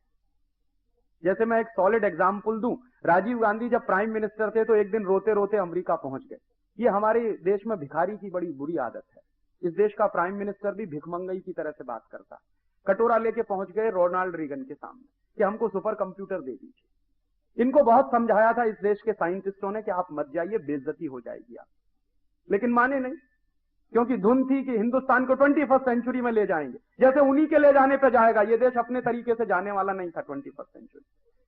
तो पहुंच गए अमेरिका में भीख मांगने के लिए। क्या भीख मांगा रोनाल्ड रीगन से कि हमको सुपर कंप्यूटर दे दीजिए, और क्या चाहिए आपको, क्रायोजेनिक इंजन चाहिए। तो रोनाल्ड रीगन ने कहा कि सोचेंगे। फिर पीछे पड़े, उनके बाद दोबारा फिर पहुंच गए अमेरिका कि आपने क्या सोचा। तो रोनाल्ड रीगन ने कहा कि हमने सोचा है कि हम आपको न तो सुपर कंप्यूटर देंगे और न हम आपको क्रायोजेनिक इंजन देंगे। अमेरिका की 2 कंपनियां थी उस समय। एक थी IBM, इंटरनेशनल बिजनेस मशीन, जो चाहती थी कि इंडियन गवर्नमेंट से कोई एग्रीमेंट अगर साइन हो जाए तो हमारा सुपर कंप्यूटर हिंदुस्तान में बिक जाए। कंपनी के मन में था, लेकिन रोनाल्ड रीगन ने कहा कि यह संभव नहीं। उसके बाद मैकडोनल्ड डगलस चाहता था, मैकडोनल्ड डगलस आज भी चाहता है कि हम हिंदुस्तान को अपना क्रायोजेनिक इंजन बेचें, लेकिन रोनाल्ड रीगन ने कहा कि यह भी संभव नहीं। तो बेचारे मुंह लटकाए हुए अमेरिका से वापस लौट आए। जो बेइज्जती हुई वॉशिंगटन में वो अलग हुई। यहां से बड़े तामझाम के साथ गए थे सुपर कंप्यूटर मांगने, क्रायोजेनिक इंजन मांगने, वहां से खाली हाथ लौट आए। और यहां आके एक दिन लिटरली CSIR के साइंटिस्टों की मीटिंग में रो पड़े कि मैं गया सुपर कंप्यूटर मांगने, क्रायोजेनिक इंजन मांगने, लेकिन मुझे नहीं मिला। तो हमारे यहां उस समय डॉक्टर SK जोशी डायरेक्टर हुआ करते थे। मैं भी उस समय CSIR के एक रिसर्च प्रोजेक्ट में काम करता था। तो उन्होंने कहा कि हमने तो आपको पहले ही मना किया था कि अमेरिका कभी भी आपको कोई हाई टेक आइटम देने वाला नहीं है, आप क्यों गए थे अपनी बेइज्जती कराने। तो उन्होंने कहा आप कोई तो रास्ता निकालो। तो कुछ साइंटिस्टों ने उनको सुझाव दिया कि आप ऐसा करिए, रूस के साथ एग्रीमेंट कर लीजिए। रूस में एक एजेंसी है जिसका नाम है ग्लोब कॉस्मोस, उसके पास क्रायोजेनिक इंजन है, तो आपको क्रायोजेनिक इंजन शायद मिल जाएगा। तो रूस के साथ एग्रीमेंट साइन किया राजीव गांधी ने, और जैसे ही रूस के साथ एग्रीमेंट साइन हुआ और क्रायोजेनिक इंजन की डिलीवरी का टाइम आया तो अमेरिका ने फिर लंगड़ी मारी और रूस को ब्लैक लिस्टेड कर दिया। रूस बेचारा घबरा गया। तो रूस के प्रेसिडेंट साहब ने मना कर दिया कि अब हम भी आपको क्रायोजेनिक इंजन नहीं बेचेंगे। रूस ने मना कर दिया क्रायोजेनिक इंजन बेचने के लिए, अमेरिका ने पहले ही मना कर दिया क्रायोजेनिक इंजन बेचने के लिए। सुपर कंप्यूटर की बात तो ऐसे ही दफन हो गई। तो फिर क्या करना चाहिए। तो एक दिन हमारे कुछ साइंटिस्टों ने कहा कि आप ये जो कटोरा लेके भीख मांगते हैं, क्यों नहीं इंडियन साइंटिस्टों को कहते कि वो सुपर कंप्यूटर बनाए, क्यों नहीं इन साइंटिस्टों को कहते कि वो इस देश में क्रायोजेनिक इंजन बनाए। तो उनको भरोसा ही नहीं था कि इंडियन साइंटिस्ट ये बना सकते हैं। तो CSIR के लोगों ने उनको भरोसा दिलाया कि आप ये मत मानिए, इंडियन साइंटिस्ट उतने ही कॉम्पिटेंट हैं जितने अमेरिकन साइंटिस्ट हैं, बशर्ते कि उनको काम देने की जरूरत है और उनको प्रोटेक्शन देने की जरूरत है। तो डरते डरते उन्होंने CSIR को कहा कि ठीक है, अच्छा आप बना लीजिए भाई, अगर आपको लगता है तो। CSIR का पूना में एक सिस्टर कंसर्न है CDAC, उनको दे दिया गया कि आप सुपर कंप्यूटर बनाइए। 3 साल में CDAC के वैज्ञानिकों ने रात दिन मेहनत करके हिंदुस्तान में सुपर कंप्यूटर बना दिया। और हिंदुस्तान में सबसे पहला सुपर कंप्यूटर बना परम, जो आज भी गर्व के साथ इस देश में चल रहा है। ये टेलीविजन पर ये आंखों देखा मौसम का हाल जो देखते हैं, वो 100% इंडिजिनस सुपर कंप्यूटर का कमाल है परम का, जो इस देश में बना। और आज सिर्फ परम नहीं है, अभी मैं उस दिन पूना जाके आया 14 तारीख को, फोन पे मैंने बात की है, तो परम से आगे के 3 नए सुपर कंप्यूटर उन्होंने तैयार करके रखे हुए हैं और अगले साल वो काम करने शुरू करने जा रहे हैं। मैंने उनसे पूछा इनकी क्षमता कितनी है, तो उन्होंने कहा कि अमेरिका की किसी भी कंपनी के सुपर कंप्यूटर के मुकाबले हमारा कम नहीं है। 64,000 मेगाबिट्स के सुपर कंप्यूटर जो अमेरिकन कंपनियां इस समय बना रही हैं, वो CDAC के लोगों ने बना दिया 3 साल में। और दूसरी जानकारी मैं आपको दूं कि उसी CSIR का एक सिस्टर कंसर्न है जिसका नाम है DRDO, Defence Research Development Organisation. वहां के वैज्ञानिकों ने रात दिन मेहनत करके क्रायोजेनिक इंजन तैयार कर लिया है। हो सकता है दिसंबर के अंत तक आपको यह सूचना मिल जाए कि क्रायोजेनिक इंजन भी इस देश में बन गया। तो टेक्नोलॉजी कभी वहां से नहीं आती, टेक्नोलॉजी हर देश को अपनी बनानी पड़ती। और यह दुनिया का सबसे खरा सच है। आज के जमाने में टेक्नोलॉजी सबसे बड़ा हथियार है। इसलिए कोई देश किसी दूसरे देश को अपनी लेटेस्ट टेक्नोलॉजी कभी नहीं देता। वो ऐसी टेक्नोलॉजी आपको दे देंगे जो उनके लिए बेकार हो चुकी है। तो हिंदुस्तान में कभी भी अमेरिका और यूरोप की कंपनियों ने कोई हाईटेक आइटम नहीं दिया है। क्या दिया है हमको, उसके बदले में मैं आपको बताता हूं। हिंदुस्तान में ऐसी टेक्नोलॉजी ट्रांसफर की गई है पिछले 5-6 साल में लिबरलाइजेशन के नाम पर, जो यूरोप के कई देशों में बैन हो चुकी है। रिजेक्टेड और रिडंडेंट टेक्नोलॉजी को ला के पूरे के पूरे ये जो वापी से लेके मेहसाना की पूरी पट्टी है ना गुजरात की, यहीं पे लगाया गया है सबसे ज्यादा। और इस टेक्नोलॉजी का कमाल आप देखेंगे 2-3 साल के बाद। मैं अभी आपकी मीटिंग में ये कह रहा हूं कि अगले 2-3 साल के बाद इस पूरी पट्टी में कम से कम 60 भोपाल होने जा रहे हैं। ये वापी से लेकर मेहसाना के बीच में जितनी इंपोर्टेड टेक्नोलॉजी आई है केमिकल इंडस्ट्री में, ये हिंदुस्तान में सबसे हजारदस्त टेक्नोलॉजी है। और ये क्यों आई है ये समझ लीजिए। मेरे पास एक चिट्ठी है लॉरेंस समर्स की। लॉरेंस समर्स बड़ा भारी अर्थशास्त्री माना जाता है अमेरिका में। हालांकि मैं मानता नहीं कि उसको अर्थशास्त्र का कोई बहुत ज्ञान है, लेकिन वो माना जाता है। और लॉरेंस समर्स वर्ल्ड बैंक का प्रेसिडेंट रह चुका है। तो जिस समय लॉरेंस समर्स वर्ल्ड बैंक का प्रेसिडेंट था, उस समय उसने एक चिट्ठी लिखी थी अपने कुछ दूसरे अधिकारियों को। गलती से वो लीक हो गई है, उसकी फोटोकॉपी मेरे पास है। वो चिट्ठी में लिख क्या रहा है? Lawrence Summers as a president of World Bank लिख रहा है कि हमको अब इस लिबरलाइजेशन का फायदा उठाते हुए, लिबरलाइजेशन ब्रैकेट में लिखा हुआ है इंडिया, तो हिंदुस्तान के लिबरलाइजेशन का फायदा उठाते हुए फर्स्ट वर्ल्ड कंट्रीज की सारी हजारदस्त केमिकल इंडस्ट्रीज इंडिया में ट्रांसफर कर देनी चाहिए। क्यों कर देनी चाहिए? नीचे के पैराग्राफ में एक और वाक्य वो लिख रहा कि हिंदुस्तान में अगर कोई मर जाए तो उसकी कीमत अमेरिका में मरने वाले आदमी की कीमत से बहुत कम है। माने आप अमेरिका की लेबोरेटरी के लिए चूहे जैसे हैं, गिनी पिग्स हैं। और वो कह रहा है कि अमेरिका और फर्स्ट वर्ल्ड कंट्रीज की सारी हजारदस्त केमिकल इंडस्ट्रीज को आप हिंदुस्तान में ट्रांसफर कर दीजिए, फायदा उठाते हुए लिबरलाइजेशन का। और वही फायदा उठाते हुए हिंदुस्तान में ये सब तमाशा हो गया है। ऐसे ऐसे एग्रीमेंट साइन हुए हैं लिबरलाइजेशन के नाम पर कि आप चौंक जाएंगे। अमेरिका की एक कंपनी है जिसका नाम है पेप्सी कोला। पेप्सी कोला के साथ भारत सरकार ने एक एग्रीमेंट साइन किया है कि हर साल Pepsi Cola 10,000 metric ton chemical waste America से लाकर हिंदुस्तान में डंप करेगा। ये है लिबरलाइजेशन। और ये 2 साल से डंप होना शुरू हो गया है। सबसे पहली डंपिंग किया था पेप्सी कोला ने मद्रास के पास एक गांव है। और अब इस साल से पेप्सी कोला डंप कर रहा है उस केमिकल वेस्ट को। केरल में एक जगह है, उसका नाम है वाइपीन। वाइपीन बहुत सुंदर द्वीप है। एक बार मैं गया हूं, इतना खूबसूरत है कि जाने के बाद लौटने का मन नहीं करता। अब उस वाइपीन द्वीप पर अमेरिका से लाया हुआ 10,000 मीट्रिक टन कचरा वेस्ट डंप किया जा रहा है। और ये काम पेप्सी कोला कर रहा है। और ये क्यों हुआ है? क्योंकि लिबरलाइजेशन हो रहा है इस देश में, ग्लोबलाइजेशन। और ऐसे एक नहीं, हंड्रेड्स ऑफ एग्रीमेंट साइन हुए हैं कनेडियन कंपनियों के साथ, ऑस्ट्रेलियन कंपनियों के साथ, अमेरिकन कंपनियों के साथ, न्यूजीलैंड की कंपनियों के साथ, कि वो दुनिया भर के तमाम देशों का। कनाडा की एक कंपनी से तो ये एग्रीमेंट साइन हुआ है जिसको लेके हमने एक पिटीशन फाइल किया। एग्रीमेंट ये है कि कनाडा की कंपनी अपना एटॉमिक वेस्ट लेकर आएगी और हिंदुस्तान में डंप करेगी। ये कंपनी पहले बांग्लादेश के साथ एग्रीमेंट करना चाहती थी। बांग्लादेश की सरकार भी इतनी होशियार है कि जब उनको पता चला कि ये लाने वाले क्या हैं तो एटॉमिक वेस्ट आएगा, तो उन्होंने कहा नहीं, हम इसको परमिशन नहीं देने वाले।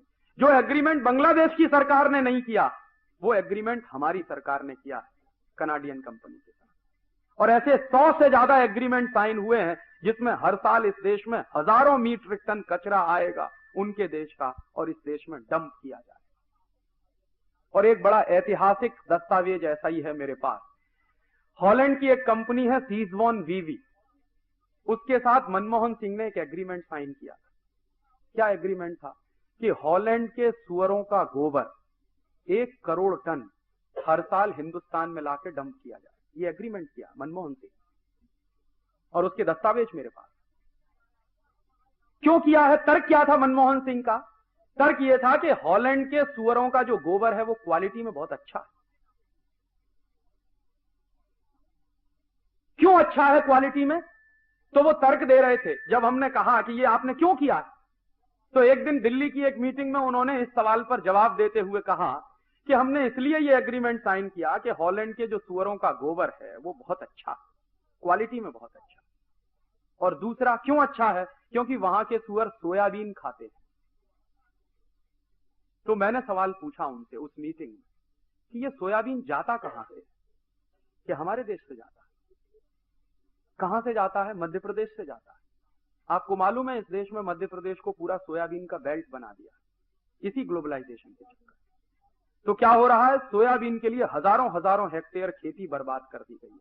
सारे दुनिया के एग्रीकल्चरल साइंटिस्ट कहते हैं कि 10 साल सोयाबीन की खेती के बाद 11वें साल आप उस खेत में कुछ नहीं कर सकते, वो बंजर हो जाता है। इसलिए यूरोप के देश सोयाबीन पैदा नहीं करते। तो यूरोप के देश सोयाबीन पैदा नहीं करते, लेकिन हॉलैंड एक ऐसा देश है जो सुअरों को पालता है। मैंने हॉलैंड में देखा बड़े बड़े रेंच होते हैं पिग्स के। हमारे यहां रेंच होते हैं गाय के, उनके यहां रेंच होते हैं पिग्स के। क्यों बनाते हैं रेंच? क्योंकि सुअर का मांस खाना, और सुअर के मांस को स्वादिष्ट बनाने के लिए उसको सोयाबीन खिलाना। लेकिन हॉलैंड की सरकार वो सोयाबीन अपने खेतों में पैदा नहीं होने देती। उसके लिए भारत सरकार से उन्होंने समझौता करके हमारे यहां सोयाबीन पैदा करवाना शुरू किया। तो यहां से सोयाबीन की खली जाती है, उनके सुअर खाते हैं, और उसके बाद जो टट्टी करते हैं वो हमारे देश में आएगी। ये एग्रीमेंट किया, और ये एग्रीमेंट एक ऐसे व्यक्ति का है जिसको हिंदुस्तान में बेस्ट फाइनेंस मिनिस्टर का अवार्ड मिला। पता नहीं उनके दिमाग में भी वही गोबर भरा हुआ है। और जब हम कोर्ट में गए ये सब बातें लेकर, और मनमोहन सिंह को लगा कि अब फंसने वाले हैं, और जवाब नहीं देते बन रहा था उनको, कोर्ट ने नोटिस इशू कर दिए थे, इसको हमने पब्लिक इंटरेस्ट पिटीशन बनाया था। तो मनमोहन सिंह ने फिर बाद में प्रेशर में आके वो एग्रीमेंट कैंसिल किया। ऐसे एग्रीमेंट साइन होते हैं लिबरलाइजेशन और ग्लोबलाइजेशन। कोई एक मॉनिटरिंग कमेटी नहीं है इस देश में जो ये छांटती हो कि क्या एग्रीमेंट साइन हुआ है और उसके क्या परिणाम होने जा रहे हैं इस देश में। एक भी कमेटी ऐसी नहीं बनाई भारत सरकार। और जितने एग्रीमेंट साइन हुए हैं टेक्नोलॉजी ट्रांसफर के नाम पर, वो सब की सब रिजेक्टेड और रिडंडेंट टेक्नोलॉजी है इस देश में। और टेक्नोलॉजी कैसे आती है, एक सॉलिड एग्जांपल मैं आपको दूं। हिंदुस्तान में एक कंपनी आई जिसका नाम था कैलविनेटर, अमेरिकन कंपनी, मल्टीनेशनल। हमारे यहां रेफ्रिजरेटर लेके आई। क्यों आई था? उनके मन में दया आ गई कि हिंदुस्तान के लोगों को ठंडा पानी पिलाना। सच्चाई ये थी कि कैलविनेटर की मार्केटिंग खत्म हो गई पूरे यूरोप, अमेरिका में। क्यों खत्म हुई? क्योंकि अमेरिका और यूरोप के देशों में एक प्रॉब्लम शुरू हो गई क्लोरोफ्लोरोकार्बन के एमिशन की, सीएफसी। तो सीएफसी एमिशन की जब प्रॉब्लम शुरू हुई, और खासकर ये नॉर्डिक कंट्रीज में बड़ी भारी प्रॉब्लम हो गई, स्कैंडिनेवियन कंट्रीज में बड़ी भारी प्रॉब्लम हो गई। तो वहां क्या हुआ कि ये जितनी रेफ्रिजरेशन की टेक्नोलॉजी है, इस पूरी की पूरी टेक्नोलॉजी में सीएफसी बहुत बुरी तरह से एमिट होती है। और सीएफसी के एमिशन से होता क्या है, हमारे वातावरण में ओजोन होती है, और ये ओजोन हमारे लिए बहुत जरूरी है।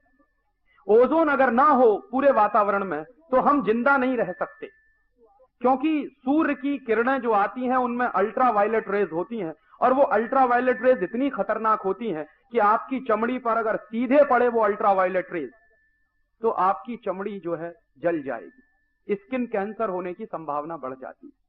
तो ये रेफ्रिजरेशन की और एयर कंडीशनिंग की जितनी टेक्नोलॉजी दुनिया में डेवलप हुई है, इसके सबसे बड़े दुष्परिणाम निकले कि सीएफसी एमिशंस बहुत बढ़ गए, और इतने बढ़ गए कि इन नॉर्डिक कंट्रीज के ऊपर ओजोन में एक बड़ा भारी होल हो गया, छेद हो गया।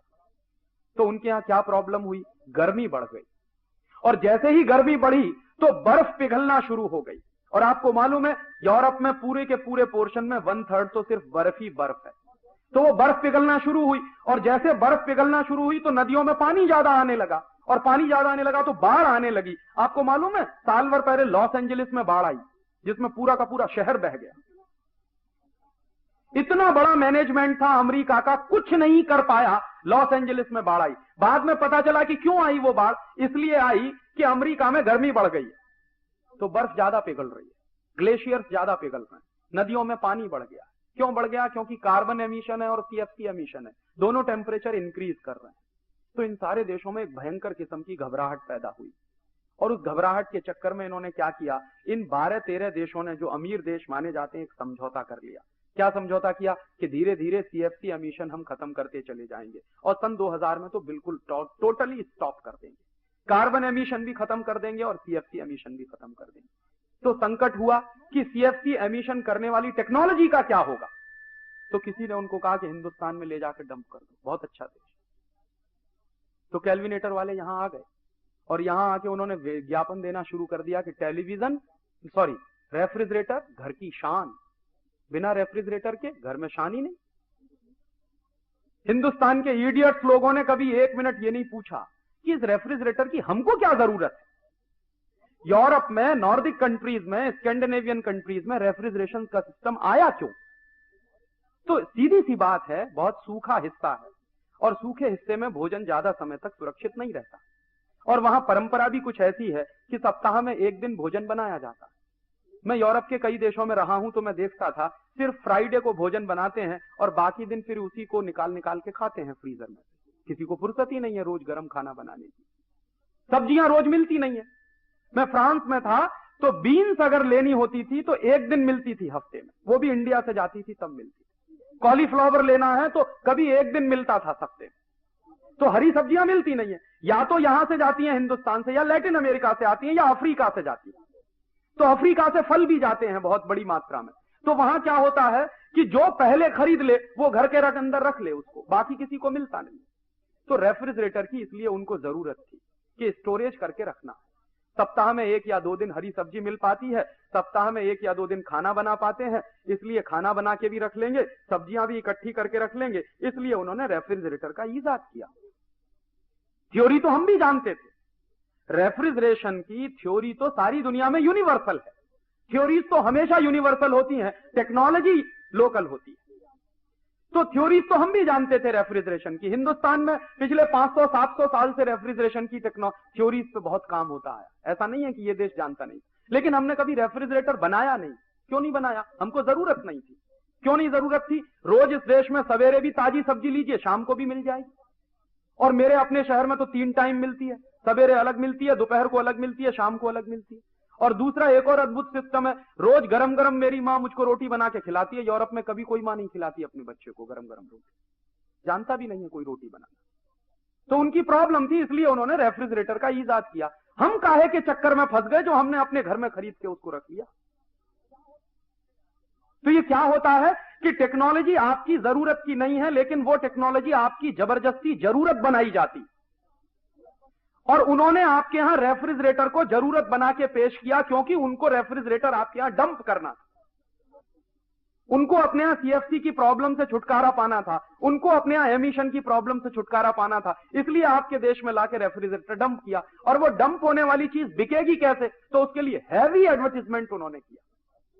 और वो एडवर्टीजमेंट बड़े जबरदस्त तरीके से एक एक आदमी के चुभोया जाता था। कैसे चुभोया जाता था? आपका घर कुछ भी नहीं है अगर उसमें रेफ्रिजरेटर नहीं।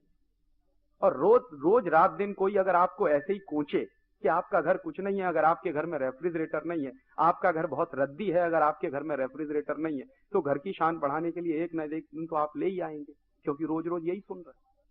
और वो हम ले आए हमारे घर में, हमको मालूम नहीं कि हम उसका क्या इस्तेमाल करें, क्योंकि वो टेक्नोलॉजी इंडियन नहीं है, टेक्नोलॉजी यूरोपियन है। थ्योरीज हो सकती है इंडियन यूरोपियन एक जैसी, लेकिन टेक्नोलॉजी तो इंडियन यूरोपियन एक जैसी होती है। उनको जरूरत थी, उन्होंने वैसी टेक्नोलॉजी बनाई, हमको जरूरत नहीं थी, हमने वैसी टेक्नोलॉजी नहीं बनाई। अब जब फ्रिज आ गया हमारे घर में तो देखिए पूरा घर कैसे बदलता। मैंने देखा कि जिनके घरों में फ्रिज आ गया तो उन्होंने अपने घर को रीस्ट्रक्चर कर दिया। कैसे रीस्ट्रक्चर किया कि पहले वो रोज ताजी सब्जी खरीद कर लाते थे, फिर जबरदस्ती एक साथ 10-10 किलो सब्जी लाने लगे, क्योंकि भरना तो चाहिए फ्रिज, और ला के भरने लगे उसमें। फिर क्या हुआ, इस देश में बड़ा अच्छा शुद्ध पानी मिलता था माटले का, तो जबरदस्ती माटला बंद करके रेफ्रिजरेटर में पानी रखना चाहिए। हिंदुस्तान में शायद बहुत इडियोटिक लोग मिलेंगे जो प्लास्टिक की बोतल में पीने का पानी भर के रखते हैं रेफ्रिजरेटर के अंदर। दुनिया में सबसे रद्दी चीज है प्लास्टिक। यूरोप के तो कई देशों में प्लास्टिक बैन होने जा रहा है, जापान ने तो पहले ही बैन कर दिया। 5-6 साल से जापान में प्लास्टिक की चीजों का उत्पादन लगातार कम किया जा रहा है। और वहां जापान में एक नियम है कि कोई भी खाने पीने की चीज प्लास्टिक पैकिंग में नहीं होनी चाहिए। सरकार ने बाकायदा नोटिफिकेशन जारी कर दिया। हमने क्या किया, क्योंकि फ्रिज आ गया है घर में तो फ्रिज का इस्तेमाल भी होना चाहिए, हमको मालूम नहीं है कि इसका सही इस्तेमाल क्या है, तो पानी भी उसमें रखना चालू कर दिया। अब प्लास्टिक की बोतल में पानी रखा हुआ, मेहमान आया, साहब पानी पिएंगे, तो सीधे बोतल निकाल के उसके सामने पेश कर दिया। ये नहीं कि पानी को गिलास में डाल के पेश करें, बोतल निकाल के पेश करेंगे ताकि पता तो चले कि हमारे घर में फ्रिज है। अगर गिलास में भर के ले जाएंगे तो पता नहीं माटले का है कि फ्रिज का है, पता ही नहीं चलेगा मेहमान को। और सारी दुनिया के साइंटिस्ट कहते हैं, मेडिकल साइंस के एक्सपर्ट कहते हैं कि फ्रिज का पानी एक ही काम करता है, कॉन्स्टिपेशन बढ़ाता है। यूरोप और अमेरिका में मैं जितने दिन देखा रहा, मैंने हर तीसरे चौथे आदमी को कॉन्स्टिपेशन का मरीज पाया। और अभी तो उनकी जो फिगर्स आए हैं, लेटेस्ट फिगर, वो तो चौंकाने वाले हैं। 90% पॉपुलेशन यूरोपियन ब्लॉक में कॉन्स्टिपेशन का शिकार है। और इतना जबरदस्त कॉन्स्टिपेशन वहां होता था, मैं जहां रहता था यूरोप में, तो मैं देखता था 4-4 दिन 5-5 दिन संडास नहीं होती लोगों को। एक बार एक डॉक्टर जुकरसन से मेरी मुलाकात हुई, बड़े भारी डॉक्टर माने जाते हैं। तो मैंने उनसे पूछा कि आपके देश में इतना कॉन्स्टिपेशन क्यों है? तो कहने लगे उसका सिंपल सा कारण है कि हमेशा फ्रिज का पानी हम लोग पीते हैं और आइस इतनी इस्तेमाल करते हैं, जरा सा पानी उसमें आइस डालेंगे 3/4, चाहे पेप्सी पीना हो, कोका पीना हो, तो 3/4 उसमें आइस के क्यूब्स होंगे और मुश्किल से 1/4 उसमें कोका या पेप्सी या कोई सॉफ्ट ड्रिंक होगा या हार्ड ड्रिंक होगा, कुछ भी होगा। इतना जबरदस्त आइस इस्तेमाल करते हैं, इसलिए कॉन्स्टिपेशन। तो मैंने डॉक्टर जुकरसन से पूछा कि आप क्या पेशेंट आते हैं तो आप क्या करते हैं? तो कहता हूं कि हर पेशेंट से कि देखो फ्रिज का पानी पीना बंद कर दो पहले, और अगर संभव है तो गर्म पानी पियो, उकाड़ा हुआ पानी पियो। तो मैंने कहा हिंदुस्तान में तो हजारों साल से धर्म यही कहता है कि गर्म पानी पियो, हमको क्या जरूरत थी, ये काहे को उठा लाए, ये बीमारी हम हमारे घर में। तो हमारे पास इतनी भी चॉइस नहीं है जुडिशियस कि किसको हम टेक्नोलॉजी कहें और किसको हम रिजेक्टेड और रिडंडेंट टेक्नोलॉजी। और सच्चाई यह है कि जो चीज यूरोप में रिजेक्ट हो जाती है, जो वहां रिडंडेंट घोषित कर दी जाती है, उसी को उठा के हिंदुस्तान में इस्तेमाल करना चालू कर देते हैं। और आज का ताजा ताजा उदाहरण दूं, ये पेजर 20 साल पहले फेल हो गया पूरे यूरोप। क्यों फेल हो गया? पेजर इस्तेमाल करने के लिए एफएम फ्रीक्वेंसीज के चैनल चाहिए और उसके खास तरह के रिसीवर आते हैं, वो बनाने में पैसा बहुत खर्चा होता है। यूरोप के देशों ने देखा कि पेजर इस्तेमाल करते हैं तो नेशनल जो कॉस्ट है वो बहुत बढ़ रही है। यूरोप के देशों ने धीरे धीरे पेजर से छुट्टी पाई। हमारे यहां वो एफएम फ्रीक्वेंसी के चैनल्स इस देश में इंपोर्ट कर लिए एक सरकार ने, नरसिम्हा राव की सरकार। अब वो आ गए, काम क्या करें मालूम नहीं, पड़े हुए थे। तो इस देश में एक बड़े अद्भुत व्यक्ति थे, उनका नाम लेने की जरूरत नहीं, उन्होंने प्राइम मिनिस्टर को सजेशन दे दिया कि ये जो आ गए हैं इनका कुछ तो करिए, जंग लग रही है, तो कुछ पेजर वेजर चालू कर दीजिए। और मुझे फाइनेंस सेक्रेटरी थे एसपी शुक्ला, वो कहने लगे कि यार उतनी डिबेट हुई उस दिन कैबिनेट की मीटिंग में कि यूरोप ने पेजर क्यों रिजेक्ट किया, कुछ सोच समझ के किया होगा। और उन्होंने जब टोटली रिजेक्ट कर दिया किसी टेक्नोलॉजी को, तो तुम काहे को उठा के ला रहे हो उसको? लेकिन हमको तो यूरोप का डंपिंग ग्राउंड बनने की आदत पड़ गई है। मानसिक गुलामी इस देश में इतनी जबरदस्त है कि यूरोप जो करके छोड़ देगा उसी को उठा के हम गाना गाने लगते हैं कि यही टेक्नोलॉजी। सच्चाई यह है कि पेजर की टेक्नोलॉजी उनके यहां रिजेक्ट हुई, रिडंडेंट हुई, और उसको रिडंडेंट घोषित करवाने में सबसे बड़ी भूमिका यह अदा हुई कि पैसा बहुत खर्चा होता है, आउटपुट कुछ भी नहीं है उसका, नेशनल मनी का वेस्टेज है। तो फ्रांस ने सबसे पहले खत्म किया, फिर जर्मनी ने खत्म कर दिया, फिर और तमाम देशों ने धीरे धीरे करके खत्म कर दिया। अब वो वहां खत्म हो गया, लेकिन उनके पास मशीनें पड़ी हुई थी, उनका क्या करें, हिंदुस्तान में लाए और डंप कर दिया, और आपके यहां चालू है, जिसको देखो वहां लगाए घूम रहा। बड़ा है, इस देश में तो स्मार्टनेस की निशानी बन गई है, जिसको देखो यहां लगाए घूम। उससे पूछ लीजिए कि इसका इस्तेमाल क्या, उसको मालूम नहीं है, इसको हैंडल कैसे करते किसी को नहीं मालूम है। अगर पेजर को हैंडल करने के बारे में मैं किसी से, मैं तो चूंकि टेलीकम्युनिकेशन में काम कर चुका हूं, इसलिए मुझे मालूम है कि उसको हैंडल करना सबके बस की बात नहीं। लेकिन हम खोसे हुए घूम रहे हैं, अननेसेसरी इस देश की नेशनल जो है एक्सचेकर को बर्बाद कर रहे हैं, और क्या मान रहे हैं कि साहब बड़ी भारी टेक्नोलॉजी इस देश में आ गई। टेक्नोलॉजी ऐसी कोई भी आपके देश में नहीं आती। टेक्नोलॉजी हमेशा लोकल होती है, थ्योरीज यूनिवर्सल हुआ करते हैं। और इन टेक्नोलॉजीज का खामियाजा आपको भुगतना पड़ेगा अगले 10-12 साल में जब आप देखेंगे। इस देश में ऐसी ही रिजेक्टेड टेक्नोलॉजी आई थी जब भोपाल गैस हत्याकांड हुआ था। वो अमेरिका की लाई हुई टेक्नोलॉजी थी, आपको मालूम है, यूनियन कार्बाइड कंपनी उसको लेके आई थी। और जब यूनियन कार्बाइड आ रहा था तो इस देश के बड़े बड़े साइंटिस्टों ने मना किया था कि जो टेक्नोलॉजी लेके आ रहा है यूनियन कार्बाइड, ये हमारे देश के लिए बिल्कुल सुरक्षित नहीं है। लेकिन टेक्नोलॉजी के कुछ अंधे लोग हैं इस देश में जो मानते हैं कि अमेरिका की टेक्नोलॉजी माने भगवान, देवता, उसके नीचे कुछ नहीं। हमारी अपनी टेक्नोलॉजी माने बेकार, रद्दी, कोई मतलब नहीं उसका। जो अपने पास टेक्नोलॉजी है उसको कभी प्रोटेक्ट करने की कोशिश नहीं करेंगे। अमेरिका से जो भी कूड़ा कचरा मिल जाएगा उसी को टेक्नोलॉजी मान के इस्तेमाल करना शुरू कर देंगे। तो वही किया है इस देश में।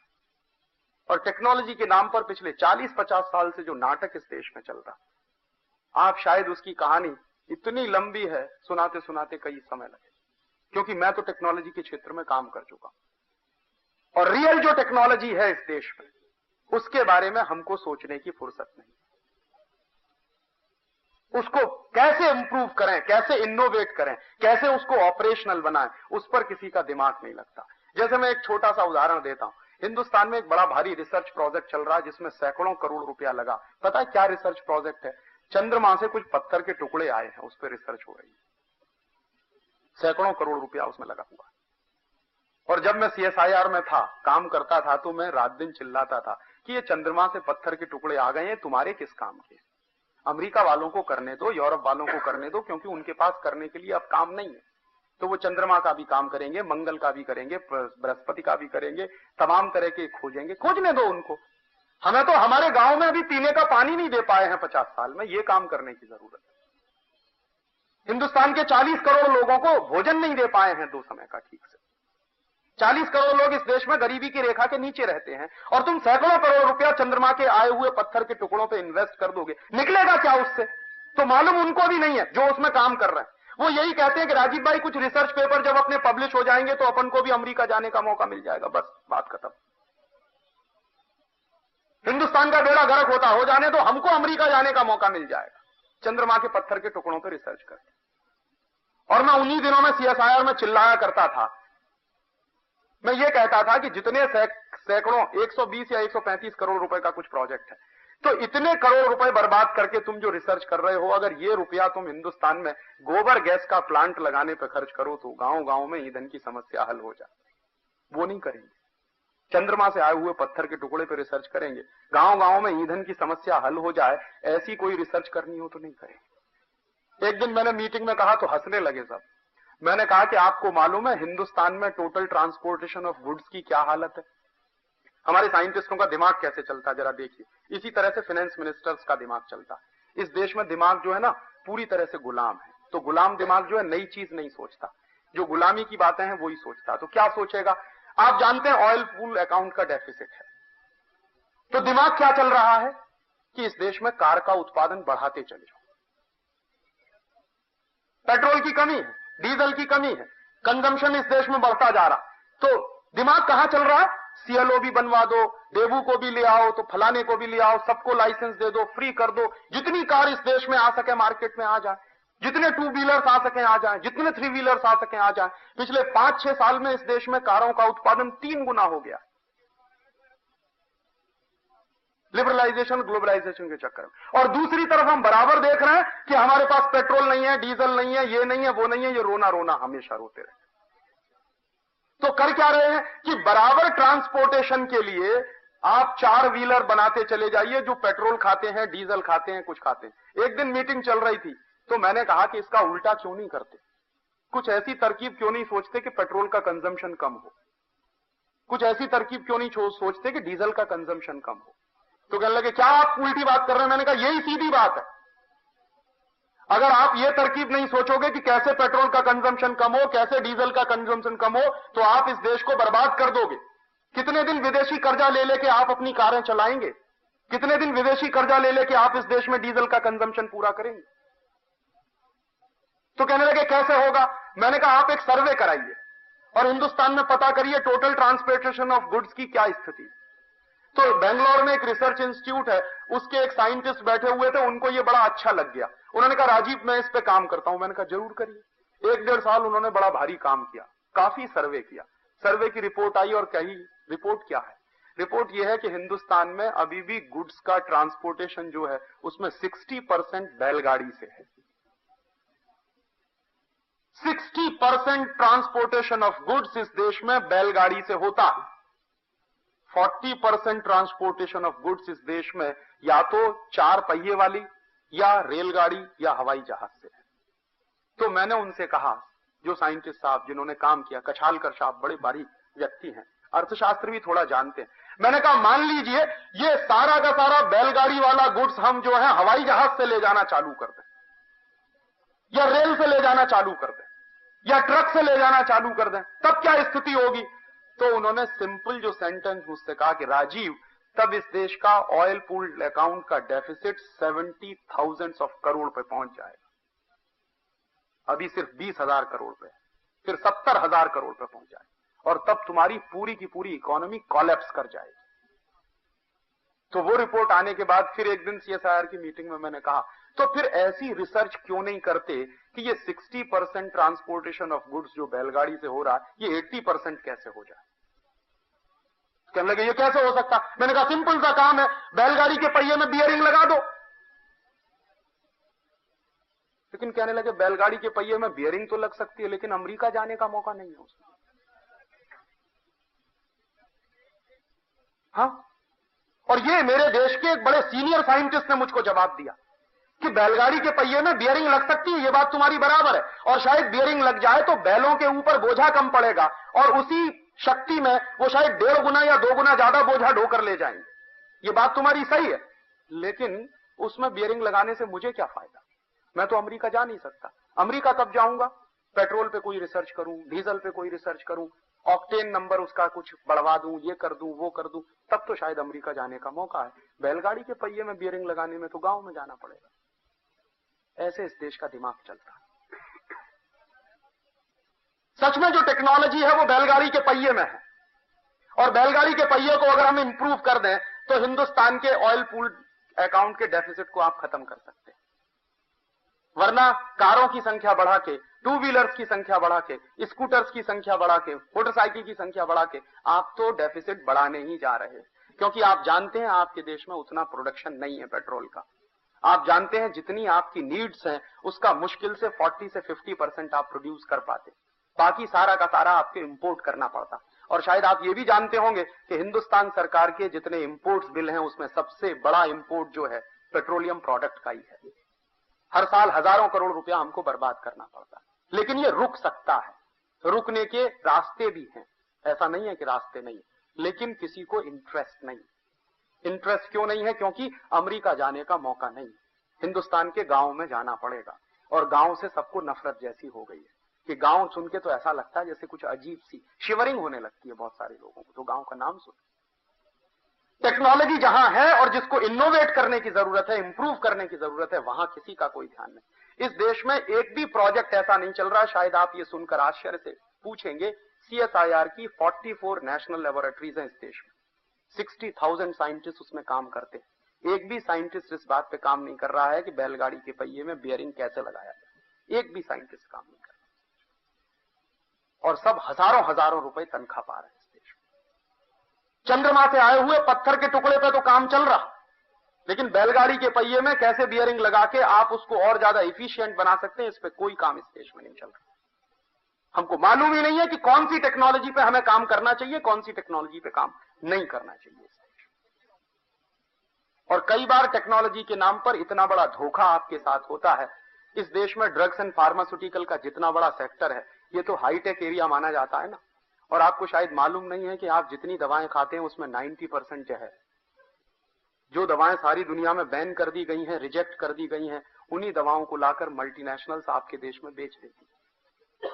जिन दवाओं को A क्लास का पॉइजन डिक्लेयर किया गया है, वो दवाएं आपके देश में धड़ल्ले से बिक रही हैं। जैसे ब्रूफेन, ब्रूफेन A क्लास का पॉइजन है। ब्रूफेन खाइए तो किडनी भी डैमेज होती है, लीवर भी डैमेज होता है, ये बात सारे डॉक्टर कहते हैं, लेकिन इस देश में धड़ल्ले से ब्रूफेन बिक रहा है। जरा भी कहीं आपके शरीर में दर्द हो जाए, तुरंत डॉक्टर आपको प्रेस्क्राइब कर देगा, ब्रूफेन खा लीजिए। और इसमें सच्चाई क्या है, टेक्नोलॉजी के लेवल पे अगर आप उसकी गहराई में जाएं, तो जहां भी आपके दर्द है शरीर में, उस दर्द को खत्म करने के लिए शायद मुश्किल से 1 मिलीग्राम ब्रूफेन की जरूरत पड़ती है, मुश्किल से, मैक्सिमम। लेकिन आपको दी जाती है जो टैबलेट, वो 400 mg की होती है। 250 mg से नीचे तो ब्रूफेन की कोई टैबलेट बनती नहीं। All India institute of medical science में मेरा एक दोस्त है जो मेरे साथ बीएससी में पढ़ता था, बाद में वो बायो ग्रुप में चला गया और डॉक्टर हो गया, बड़ा भारी डॉक्टर है इस समय वहां। वो काफी कुछ बेसिक रिसर्च का काम करता है। तो एक दिन मैंने उससे पूछा कि ये बताओ कि अगर मुझे शरीर में 1 mg की ब्रूफेन की जरूरत है मेरे पेन को खत्म करने के लिए, और मैं खाता हूं 400 mg की टैबलेट, तो क्या होगा? तो उसने कहा सिंपल सी बात है, 399 mg जो तुम्हारे शरीर में चला गया, ये कहीं ना कहीं कुछ ना कुछ गड़बड़ करेगा। लेकिन तुम्हारा डॉक्टर तुमको बताएगा नहीं कि वो जो एक्स्ट्रा चला गया है वो क्या गड़बड़ करने वाला। और वो गड़बड़ जब शुरू हो जाएगी तो तुम दोबारा वापस डॉक्टर के पास जाओगे कि डॉक्टर साहब अब मेरा किडनी फेल होने लगा या लीवर डैमेज कर रहा है। तो डॉक्टर कहेगा अच्छा ठीक है, दूसरी टैबलेट फिर ले जाओ। तो उसको खा के हो सकता है तुमको ब्रेन हेमरेज हो जाए, तुम भी ऊपर चले जाओगे, डॉक्टर साहब हाथ झाड़ के एक तरफ खड़े हो जाएंगे, हम क्या करें साहब, दवाई का रिएक्शन हो गया। कोई अकाउंटेबिलिटी नहीं है उनके ऊपर। उनकी दी हुई दवा से मरीज मरता, मर जा, उनसे क्या लेना देना। उनको तो अपनी फीस से मतलब है, उनको अपने पैसे से मतलब। और आप शायद जान के आश्चर्य करेंगे कि जो मल्टीनेशनल इस देश में हाईटेक के नाम पर आते हैं, वो मल्टीनेशनल्स कौन सी दवाएं बना रहे हैं। बॉम्बे में एक बार एक बड़े भारी जज थे जिनका नाम था जस्टिस हाथी, शायद कुछ लोगों ने नाम सुना हो। बहुत ईमानदार व्यक्ति थे। उनके बारे में कहा जाता था कि दुनिया की कोई शक्ति उस आदमी को खरीद नहीं सकती, और ये ठीक ही था। जस्टिस हाथी की अध्यक्षता में एक कमेटी बनाई थी भारत सरकार ने, ये जानकारी करने के लिए कि मल्टीनेशनल कंपनियां जो ड्रग्स बेचती हैं उनका पता लगाइए कि उसमें कितनी जरूरी दवाएं हैं, कितनी गैर जरूरी दवाएं। तो जस्टिस हाथी साहब की रिपोर्ट आई, जो पार्लियामेंट में 2-3 बार उस पर डिस्कशन भी हुआ, बाद में कूड़े खाने में फेंक दी गई वो रिपोर्ट। वो रिपोर्ट क्या कहती? जस्टिस हाथी ने उस समय कहा कि हिंदुस्तान में जितनी बीमारियां हैं टोटल, उन सारी की सारी बीमारियों का इलाज करने के लिए कुल मिलाकर 117 दवाओं की जरूरत है। 117 टैबलेट्स या दवाएं, वो इंजेक्शन के फॉर्म में हो या टैबलेट्स के फॉर्म में हो या किसी और फॉर्म में हो, 117 मेडिसिन हैं जिनसे आप हिंदुस्तान की सारी बीमारियों का इलाज कर सकते हैं। लेकिन उसी में उन्होंने कहा कि मुझे बड़े दुख के साथ कहना पड़ रहा है कि इस देश में 84,000 मेडिसिन बिक रही हैं, जो सब की सब बेकार है, जिनकी कोई जरूरत नहीं।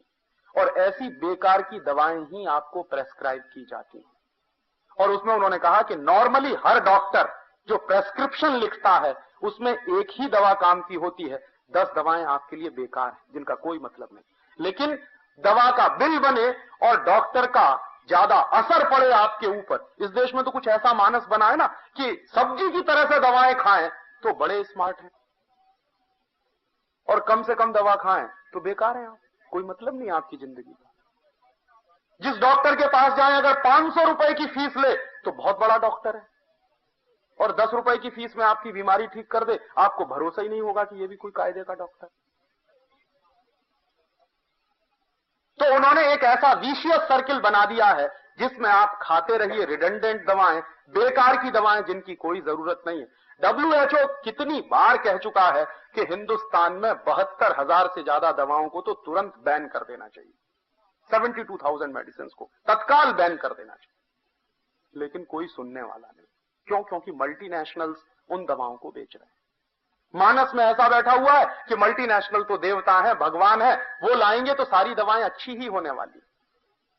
और आपको मालूम नहीं है कि जो दवाएं वो बेच रहे हैं वो दवाएं उनके अपने देश में बैन की हुई हैं। हेक्स कंपनी हिंदुस्तान में जितनी मेडिसिन बेचती है वो एक भी मेडिसिन जर्मनी में बिकती नहीं। बायर जितनी मेडिसिन इस देश में बिकती हैं वो एक भी मेडिसिन बायर की ना तो जर्मनी में बिकती है ना अमेरिका में बिकती है।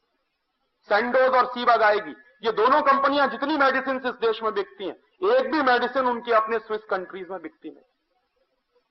अमेरिकन लेबोरेटरी जितनी मेडिसिन इस देश में बिक रही है जॉनसन एंड जॉनसन जो भी मेडिसिन इस देश में बेचता, पार्क डेविस जो भी मेडिसिन इस देश में बेचता, वो अमेरिका में नहीं बिकती, बैन है। सारे के सारे कॉम्बिनेशन जो क्लोरमफेनिकोल, स्ट्रेप्टोमाइसिन के कॉम्बिनेशन जो जितनी अमेरिकन कंपनियां बनाती हैं, वो दुनिया के तमाम देशों में बंद है, लेकिन हमारे देश में धड़ल्ले से बिक रहा है। जापान में अभी 3 साल पहले वहां की सरकार ने पैरासीटामोल बैन किया, क्योंकि पैरासीटामोल खा के जापान में करीब 1.5 लाख बच्चे अपंग हो गए, पोलियो के शिकार हो गए। तब से वहां पैरासीटामोल बैन है। यहां क्या है, हर छोटे बच्चे को बुखार में आप ले जाइए डॉक्टर के पास, तुरंत लिख देगा पैरासीटामोल खा लीजिए। ये टेक्नोलॉजी, दुनिया भर का जहर आपके यहां लाके डंप कर रहे हैं और आपको मालूम नहीं, आपकी मौत के साथ खेल रहे हैं। और जो टैबलेट का मुश्किल से बनाने में 5 पैसे का खर्चा आता है, वो टैबलेट बाजार में 2.5 रुपए की, 2 रुपए 80 पैसे की, 3 रुपए की बिकती है। 5 पैसे का कॉस्ट ऑफ प्रोडक्शन है ब्रूफेन का। 5 पैसे में बनने वाली ब्रूफेन 2.5 रुपए, 2.25 रुपए, 4 रुपए, और कभी कभी ब्लैक मार्केटिंग हो जाए तो और भी बड़े स्तर पर बिकती है। और आपको शायद अंदाजा हो, आप तो चार्टर्ड अकाउंटेंट्स हैं, आप कभी एक होमवर्क करिए, कुछ रिसर्च का काम करिए कि ड्रग्स एंड फार्मास्यूटिकल में काम करने वाली कंपनियों के प्रॉफिट परसेंटेज थाउजेंड्स ऑफ 1000% में है। 10, 20, 50% के मुनाफे नहीं है, हजारों प्रतिशत के मुनाफे। जो दवाएं 15, 20 रुपए किलो में बनती हैं, उन दवाओं से जब गोलियां तैयार होती हैं तो 200 mg, 250 mg की टैबलेट 2.5 रुपए की, 3 रुपए की बिकती है।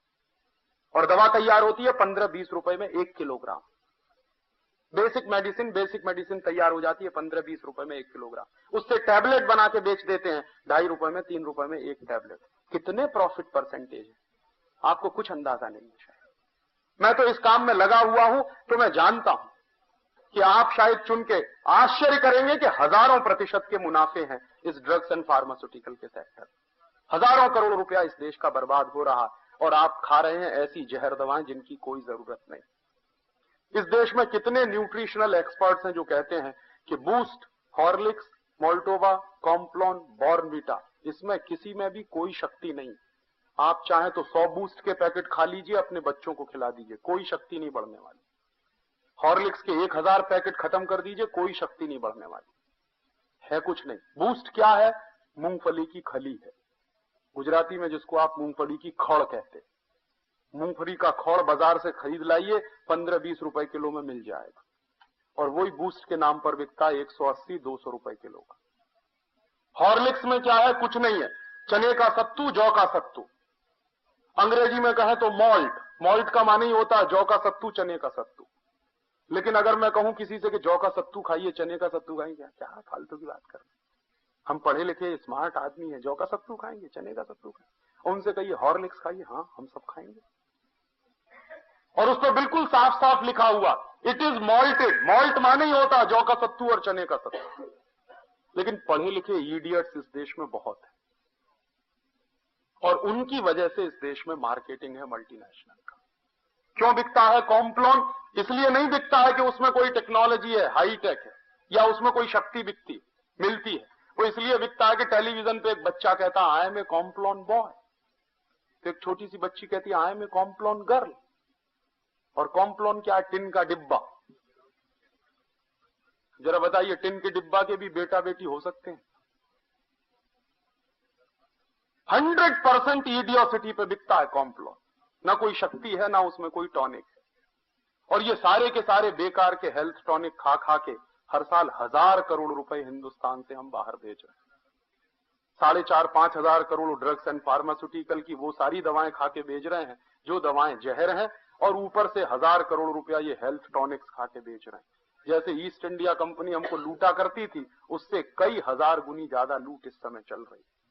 यही है ग्लोबलाइजेशन, यही है लिबरलाइजेशन। और ये ग्लोबलाइजेशन और लिबरलाइजेशन बहुत खूबसूरत तरीके से पहले भी चल चुका है। ऐसा नहीं है कि ये देश में पहली बार चल रहा है, अंग्रेजों ने यही चलाया था। आपको शायद आश्चर्य होगा ये जान के कि ये फ्री ट्रेड शब्द इस देश के लिए नया नहीं है। फ्री ट्रेड शब्द इस देश में सन 1813 से चलता रहा है। 1813 में हाउस ऑफ कॉमन्स में ब्रिटेन में डिबेट चल रही है, और वो डिबेट क्या है कि हिंदुस्तान में फ्री ट्रेड करना है। तो एक एमपी को एक दूसरा एमपी सवाल पूछता है कि what do you mean by free trade? तो विल्बरफोर्स नाम का एक एमपी है जो बड़ा भारी एमपी माना जाता है उस जमाने में, जिसको father of the Victorian people भी कहते। तो विल्बरफोर्स जवाब दे रहा हाउस ऑफ कॉमन्स में सन 1813 में कि फ्री ट्रेड का माने ब्रिटिश गुड्स का हिंदुस्तान के पूरे मार्केट में भर जाना। फ्री ट्रेड का माने इंडियन कंपनीज का ब्रिटेन की कंपनियों का सबजुगेटेड हो जाना। फ्री ट्रेड का माने इंडिया का कोई भी माल ब्रिटेन के बाजार में नहीं बिकना, ब्रिटेन का सारा माल हिंदुस्तान के बाजार में बिकना। फ्री ट्रेड का माने हिंदुस्तान का सारा रॉ मटेरियल कच्चा माल ब्रिटेन में आए तो मुफ्त में आए और उसी से पक्का माल बनकर जाए, हिंदुस्तान में बिके और उसका मुनाफा ब्रिटेन में आए। ये फ्री ट्रेड। ये डेफिनेशंस हैं फ्री ट्रेड की ब्रिटिशर्स लोगों की, और उन्हीं डेफिनेशंस के आधार पे उन्होंने हिंदुस्तान में काम किए हैं। क्या क्या काम किए हैं? हिंदुस्तान में फ्री ट्रेड चलाया अंग्रेजों ने हिंदुस्तान की इंडस्ट्री को खत्म करने के लिए। और 1813 में तो कंपनी सरकार यहां चलती थी, तो उसकी मदद से उन्होंने चलाया। हाउस ऑफ कॉमन्स की जो डिबेट्स मेरे पास हैं, जो ब्रिटेन के दस्तावेज मेरे पास हैं, उन पर से जो बात समझ में आ रही है वो ये कि उस जमाने में ब्रिटेन की सरकार का 1 पॉइंट प्रोग्राम है कि हिंदुस्तान की इकोनॉमी को कोलैप्स कराना है किसी भी तरीके से। तो उसके लिए क्या क्या किया है उन्होंने? 1813 की डिबेट के बाद कुछ फैसले हुए हैं, जिन फैसलों के आधार पर इस देश में टैक्सेशन का सिस्टम अंग्रेजों ने डेवलप किया। सबसे पहला टैक्स इस देश में central excise and salt tax लगाया। क्यों? तो ब्रिटिश पार्लियामेंट में उसकी जो डिबेट चल रही है कि हिंदुस्तान में हमको एक्साइज लगाना है। क्यों लगाना? ताकि Indian businessman, Indian industrialist British कंपनियों के सामने खड़े नहीं हो सके, क्योंकि ब्रिटेन की कंपनियों का माल टैक्स फ्री। हिंदुस्तान में ब्रिटेन का जितना माल आता था उस पर एक भी पैसे का टैक्स नहीं था, और हिंदुस्तान की कंपनियां जो माल बनाएंगी उस पर टैक्स लगाओ तो हिंदुस्तानी माल महंगा होगा, ब्रिटिश माल सस्ता होगा। यह फ्री ट्रेड के तहत किया गया। दूसरा, फिर हर एक बिजनेसमैन, हर इंडस्ट्रियलिस्ट पे अंग्रेजों ने इनकम टैक्स लगाया। और अंग्रेजों ने कितना इनकम टैक्स लगाया? पहले ही बार में 97% इनकम टैक्स इस देश पे लगाया अंग्रेजों। ये 1844 की बात कर रहा हूं मैं, आज की बात नहीं कर रहा।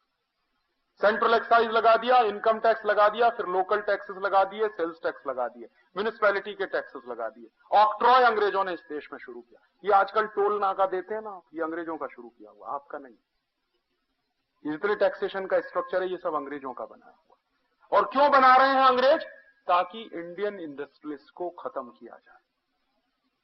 और वो कितना टैक्स लगा दिया है? 1844 की डिबेट पे से एक दिन मैंने एक इंटरेस्टिंग कैलकुलेशन किया कि अगर 100 रुपए की आमदनी है तो टोटल टैक्स कितना? तो 127-130 रुपए का। और आज आप देख लीजिए आज क्या है, इससे कोई बहुत भिन्न परिस्थिति नहीं है। इस देश में आजादी के कई साल बाद तक 97% इनकम टैक्स लगता रहा। अंग्रेजों ने चालू किया था। क्यों चालू किया था? ताकि आपको बर्बाद कर सकें। और एक बार डिबेट चली ब्रिटिश पार्लियामेंट में कि जो इनकम टैक्स एक्ट बनाया उन्होंने सबसे पहला, तो कई एमपीज कह रहे थे कि ये इतना कॉम्प्लिकेटेड है कि पढ़ने में नहीं आता।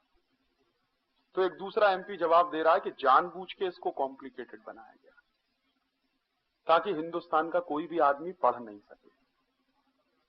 और अगर पढ़ नहीं सकेगा तो क्या करेगा? बार बार इंटरप्रिटेशन के लिए हमारे ही पास आएगा। और आज भी आप देख लीजिए, हिंदुस्तान का इनकम टैक्स एक्ट दुनिया के सबसे कॉम्प्लिकेटेड कानूनों में से एक है। और मेरे शहर में हाई कोर्ट में प्रैक्टिस करने वाले 40-40 साल की जिनकी प्रैक्टिस है इनकम टैक्स की, ऐसे एक वकील ने मुझको कहा कि राजीव, सच्चाई से मैं तुमको बताऊं कि 40 साल की प्रैक्टिस के बाद भी मैं समझ नहीं पाया ये इनकम टैक्स एक्ट है क्या। और वो बहुत ईमानदारी से कहते हैं मुझको कि जब मैं इसको पढ़ना शुरू करता हूं तो पहली लाइन जब मैं पढ़ता हूं और अंतिम लाइन जब मैं पढ़ता हूं तो भूल जाता हूं कि पहली लाइन क्या थी, रिकॉल ही नहीं कर पाता। जानबूझ के इतना कॉम्प्लिकेटेड स्ट्रक्चर उन्होंने खड़ा किया ताकि आप समझ ना सकें और आपको बर्बाद किया जाए। तो वो फ्री ट्रेड के नाम पर किया गया और वही फ्री ट्रेड आज चल रहा है। आज क्या किया जा रहा है? बाहर से आने वाले इंपोर्टेड माल पर सारी ड्यूटीज खत्म की गई और इंडियन कंपनियों को उसी टैक्स के नेट में फंसा के रखा है। तो आपको तो बाहर नहीं होने दे रहे हैं, और बाहर से आने वाली कंपनियों के लिए सारे दरवाजे खुले। कई कई कंपनियों को तो 10-10 साल के टैक्स हॉलिडे, 10-10 साल के लिए टैक्स हॉलिडे, और आपके ऊपर टैक्स के डिपार्टमेंट खड़े रहते हैं छाती पर सवार। तो आप तो खत्म होने ही जा रहे हैं। ऐसे ही खत्म किया था ब्रिटिशर्स ने इस देश को। 1844 में जो टैक्सेशन का सिस्टम आया इस देश में, उसके नतीजे क्या निकले? 1890 तक आते आते पूरी इंडियन इंडस्ट्री कोलैप्स कर गई थी, कुछ नहीं बचा था इस देश में। वो फ्री ट्रेड का नतीजा वो निकला।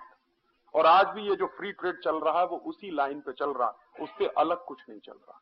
आप इसको मानते हैं कि ये न्यू इकोनॉमिक पॉलिसी है, ये ओल्ड इकोनॉमिक पॉलिसी है अंग्रेजों के जमाने की, इसमें नयापन कुछ भी नहीं।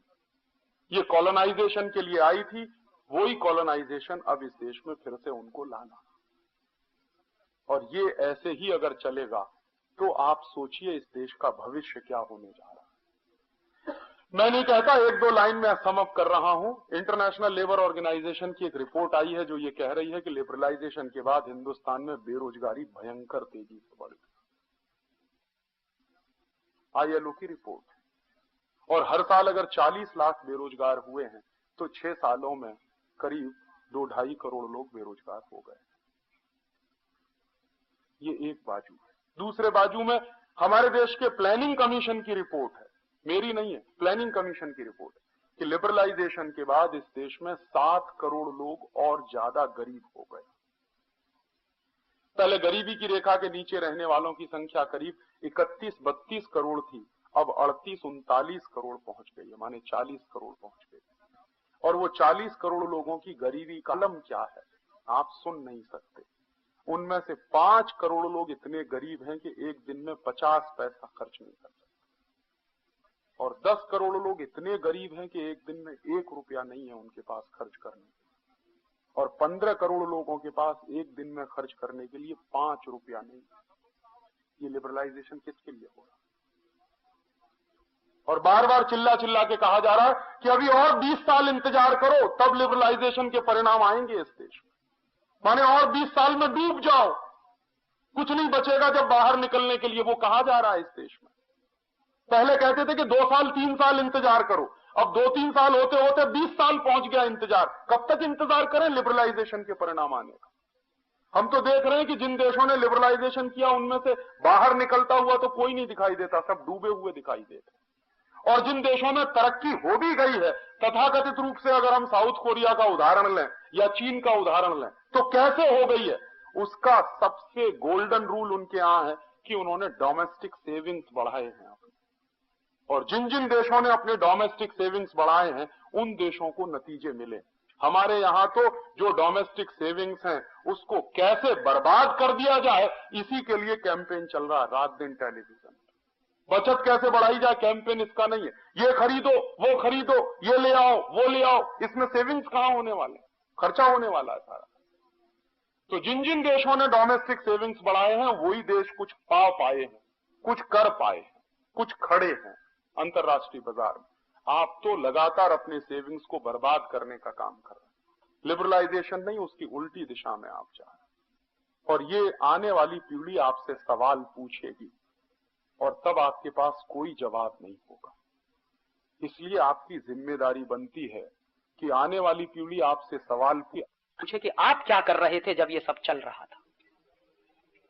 मैं मेरे पिताजी को पूछता हूं कि आप क्या कर रहे थे जब ये सारा नाटक चल रहा था हिंदुस्तान में आजादी के समय, तो वो एक ही जवाब देते हैं कि उस समय उतनी अकल नहीं थी, अपने अपने धंधे में लगे हुए थे। शायद यही जवाब अगर आप देंगे आने वाली पीढ़ी को तो वो आपको माफ नहीं करने वाली है, क्योंकि सिर्फ आपका धंधा नहीं है, उससे बड़ा देश है, उससे बड़ा समाज है, उससे बड़ा पूरा का पूरा समूह है। और ये देश नहीं रहेगा, समाज नहीं रहेगा तो आप कहीं नहीं रहने वाले हैं। और आप तो वैसे ही बर्बाद होने जा रहे हैं, भगवान न करे ऐसा हो, आप होने जा रहे हैं। 6-7 फर्में आ गई हैं अकाउंटेंट, आपके सबके खड़े करने वाली हैं आपको सड़क पे। विदेशी कंपनियां आ गई हैं इस देश में, चार्टर्ड अकाउंटेंसी की फर्में इस देश में आ गई हैं। और ये बात मुझे जयंत भाई बता रहे थे कि 6 फर्में आ गई हैं, उनके धंधे चालू हो गए। और उनके धंधे चालू हो गए तो आपके बड़े बड़े 30 मार्क सड़क पे खड़े दिखाई दे रहे हैं। और अगर अभी भी सोते रहे तो हो सकता है आप सब सड़क पे खड़े दिखाई दे। तो मैं कहता हूं देश बचाने की लड़ाई आप लड़े न लड़े, लेकिन अपने आप को तो बचाने की लड़ाई लड़िए कम से कम। आप बर्बाद होने जा रहे हैं, इस देश में लॉयर्स बर्बाद होने जा रहे हैं, क्योंकि अब विदेशी फर्में आ रही हैं जो इस देश में कानून का धंधा करेंगी, उसके लिए परमिशन मिल गई है। विदेशी कंपनियों को हर क्षेत्र में परमिशन मिल रही है। तो वकील मरने जा रहे हैं, आप मरने जा रहे हैं, जितने प्रोफेशनल्स हैं इस देश में सब एक दिन सड़क पर खड़े दिखाई देंगे अगर आप अभी सोते रहेंगे तो।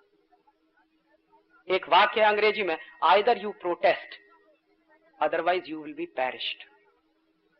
कोई दूसरा रास्ता है नहीं आपके पास, इसलिए कुछ करिए। और कुछ करिए तो क्या करिए? मैं कहता हूं कि कुछ नहीं कर सके तो छोटे छोटे काम करिए। बड़े काम आप नहीं कर सकते, छोटे छोटे काम करिए।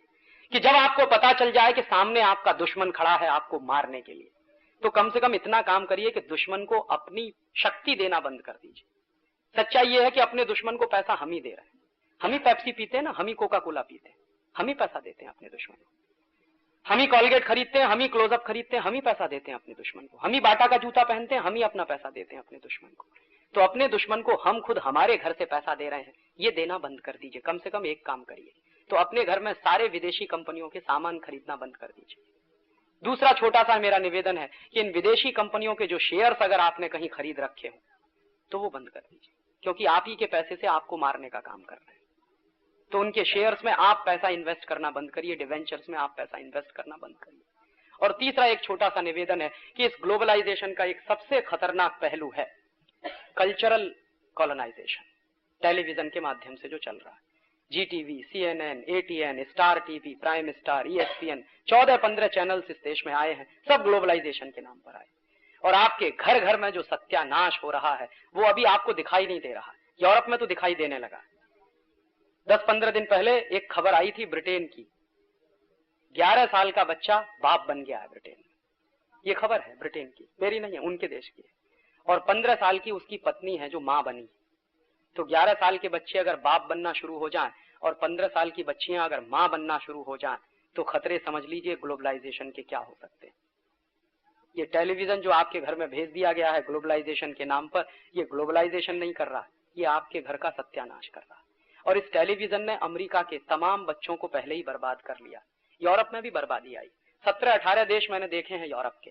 सामान्यतः हर देश में जाता था, वहां के सोशल साइंटिस्टों से जब भी मिलता था तो एक ही प्रश्न पूछता था कि आपके देश की सबसे बड़ी सोशल प्रॉब्लम क्या है। तो सामान्यतः हर जगह एक ही जवाब मिलता था कि राजीव भाई, हमारी सबसे बड़ी प्रॉब्लम है कि 10-12 साल की बच्ची मां बन जाती और शादी करने के पहले कम से कम 8-10 एबॉर्शन हो चुके होते। हमारे यहाँ मालूम नहीं है कि शादी करते समय जिससे हम शादी करने जा रहे हैं वो प्यूरिटन है कि नहीं। उनके यहाँ उस तरह का कोई कॉन्सेप्ट नहीं बचा और परिवार खत्म हो गया। और वो कहते थे कि हमारे बच्चों का बचपना खत्म हो गया है, हमारे बच्चे बचपन में ही जवान हो गए हैं। ये बहुत सीरियस बात है और ये सब कुछ हुआ है टेलीविजन के चक्कर में। अमेरिका में क्या हुआ है, मेरे 2 दोस्त हैं, इस समय अमेरिका में एक कमीशन काम कर रहा है, commission for civic renewal. Bill Clinton ने उसको बनाया। उसमें 2 दोस्त हैं मेरे, उन्होंने अभी एक रिपोर्ट भेजी है, उसकी एक ही लाइन में आपसे शेयर कर रहा हूं। 90 million American youths are spoiled due to television and cinema. 9 crore अमेरिकी बच्चे बर्बाद हो गए टेलीविजन और सिनेमा के चक्कर। और उन 9 करोड़ बच्चों में से 3 करोड़ बच्चे तो 100% सीजोफ्रेनिक हो चुके, पागल हो गए। उसी रिपोर्ट का एक दूसरा पार्ट है जो ये बताता है कि अमेरिका में दुनिया में सबसे ज्यादा ड्रॉप आउट चिल्ड्रन होते हैं हर साल। 6.5 लाख बच्चे वहां कक्षा 9 में फेल होते हैं हर साल। 6.5 लाख स्टूडेंट्स 9th में फेल होते हैं और इतने ही स्टूडेंट 10th में फेल होते हैं। पिछले 10 साल से अमेरिकन यूनिवर्सिटी में एक भी टॉपर नहीं निकला है जो अमेरिका का हो। सारे नॉन अमेरिकन वहां की यूनिवर्सिटी में टॉपर्स बन के निकल रहे हैं। कारण क्या है? टेलीविजन ने सत्यानाश कर दिया। वो टेलीविजन आपके घर में भी आ गया है और आपके बच्चों को बचपन से सिखा रहा है चोली के पीछे क्या है, चीज बड़ी है मस्त मस्त। ऐसे उल्टे सीधे गाने सीख सीख कर आपके बच्चे जवान हो रहे हैं। तो सोचिए कि क्या बनेंगे। पर चलते चलते बस एक बात कह रहा हूं कि मोहनदास करमचंद गांधी नाम का एक बच्चा था जिसने एक दिन हरिश्चंद्र का नाटक देखा।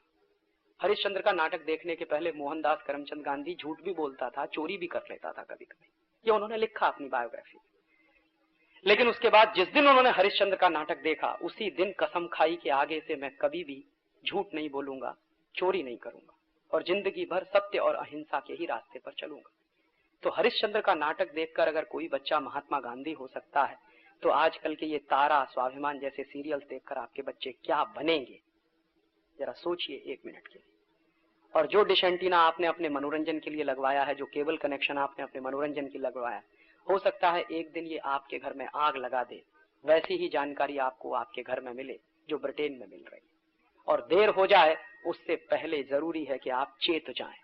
और तब मेरा आपसे आखिरी निवेदन है कि इस ग्लोबलाइजेशन के खिलाफ अगर लड़ना चाहते हैं तो अपने अपने घर का टेलीविजन ऑफ कर दीजिए, डिश एंटीना का कनेक्शन काट दीजिए। शायद आपके घर में ज्यादा शान जाएगी, ज्यादा सुकून आ जाएगा, आपके बच्चे ज्यादा अच्छे से पढ़ेंगे, आप भी अपने बच्चों के साथ कुछ समय बिता सकेंगे।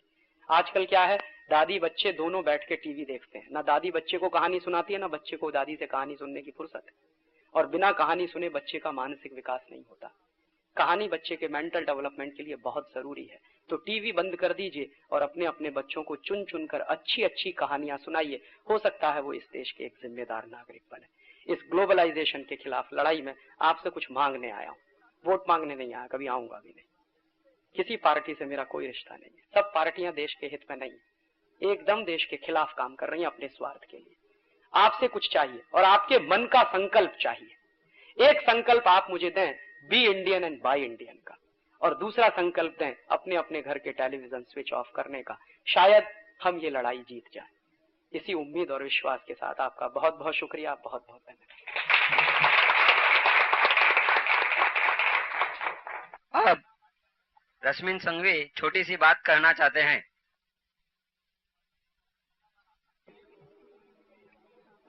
ये ऑडियंस में ज्यादातर लोग मुझे नहीं पहचानते हैं, 3-4 फ्रेंड्स के सिवाय। आपको शायद पता होगा कि मैं जो 3-4 लोग हैं उनको पता है, आपको ज्यादा पता नहीं है। फॉरेन एक्सचेंज रेगुलेशन एक्ट मेरा स्पेशलाइजेशन है, और 89 में मैंने पहले, शायद बंबई में पहले मैंने लिखा था आर्टिकल कि फेरा should be scraped, foreign exchange regulation act निकाल लेना चाहिए।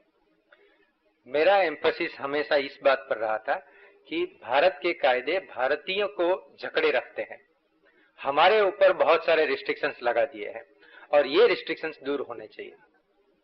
जब 91 में मनमोहन सिंह जी ने कहा कि फेरा इज बीइंग लिबरलाइज्ड, लिबरलाइजेशन शुरू हुआ है, तभी मुझे पहले शौक ये लगा था कि इंडियनों को लिबरलाइज करने के बजाय एनआरआई और फॉरेनर को लिबरलाइज करा जा रहा है, उन्हें ज्यादा लिबर्टीज दी जा रही है, नहीं कि हमें। ये सिलसिला चालू रहा है। मैं एक चीज बताऊंगा कि इसे कहते हैं पैराडाइम कॉन्स्पिरसी, एक षड्यंत्र जिसमें लोगों के विचार करने की शक्ति कुंठित कर दी जाती है या तो उसे बदली दी जाती है।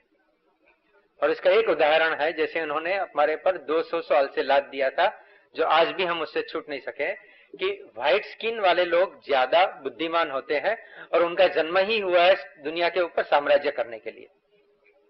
ये जब हम गुलाम थे तभी भी मान रहे हैं, और आज भी हम जब अगर व्हाइट स्किन वाले को देखें तो उसे रिस्पेक्ट से देख रहे हैं।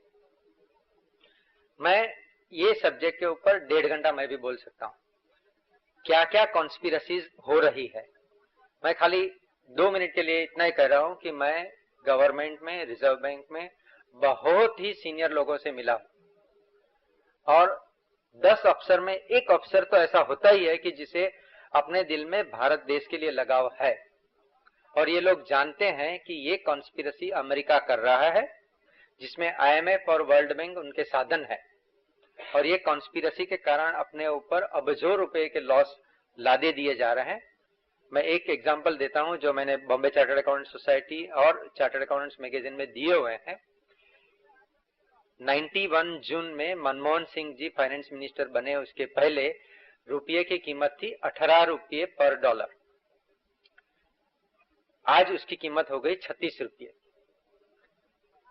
अगर हम खाली सिंप्लीफिकेशन के लिए सिंपल फिगर लेते हैं कि वो टाइम पे अपना फॉरेन एक्सचेंज डेट समझो 82 बिलियन डॉलर था, आज वो 100 अरब से ज्यादा है, 120 अरब डॉलर है गवर्नमेंट डेट, और फाइनल प्राइवेट जीडीआर एडीआर वगैरह ले लेंगे तो। मगर सिंपल फिगर लीजिए, 100 अरब डॉलर का हमारा फॉरेन एक्सचेंज डेट है। वो जब 18 रुपये था तभी हमें 1800 अरब रुपये का ऋण चुकाना था। जब रुपये की कीमत 36 रुपया हो गई तो 3600 अरब हमें चुकाना है। अगर हम एक पैसा भी ज्यादा लोन नहीं लेते हैं फिर भी हमारी लोन डबल हो गई। और ये सिंपल एग्जाम्पल है कि एक गरीब देश से पैसे वाले देशों में पैसे का ट्रांसफर हो रहा है, transfer of wealth from poor countries to rich countries. इसके ऊपर मैंने बहुत सारा लिखा है। मुझे बहुत दुख है कि बहुत ही कम लोग ये समझते हैं, बहुत ही कम लोग ये पढ़ने के लिए तैयार हैं। इसे फाइनेंस मिनिस्टर को हमने बॉम्बे चार्टर्ड अकाउंट सोसाइटी से रिप्रेजेंटेशन भी किया है, मगर उसे कौन पढ़ता है। और ये चीज पर मेरी बहुत सीनियर ऑफिसर से बात हुई है और उनका कहना है यस, ये अमेरिकन कॉन्स्पिरेसी है कि अमेरिकन करेंसी का रिवैल्यूएशन होना चाहिए, रॉ मटेरियल सप्लायर कंट्रीज का करेंसीज का डिवैल्यूएशन होना चाहिए, और इसी से अमेरिका में वेल्थ ट्रांसफर होती है। बहुत कुछ बोल सकते हैं, मैं इतना ही कहता हूं कि राजीव जी जो कह रहे हैं वो सच हकीकत है। उन्होंने जो ये भी कहा कि हम भारत में इडियटों की मेजोरिटी है, लोग काम नहीं करना चाहते हैं, लोगों का एक्सप्लॉयटेशन होता है, वो चुपचाप सहन करते हैं क्योंकि ये हमने पूर्व जन्म में पाप किए होंगे तो आज हम सफर कर रहे हैं, और जब भी भारत पर तकलीफ होएगी तो लॉर्ड कृष्णा आ जाएंगे, हमें बचा लेंगे, हमें कुछ नहीं करना है। ये फिलॉसफी पर नहीं चल सकता है देश। राजीव जी जैसे बहुत सारे एक्टिविस्ट चाहिए, और अगर हम खुद एक्टिविस्ट नहीं बन सके तो इनकी मदद करने की हमें बहुत जरूरत है। Thank you.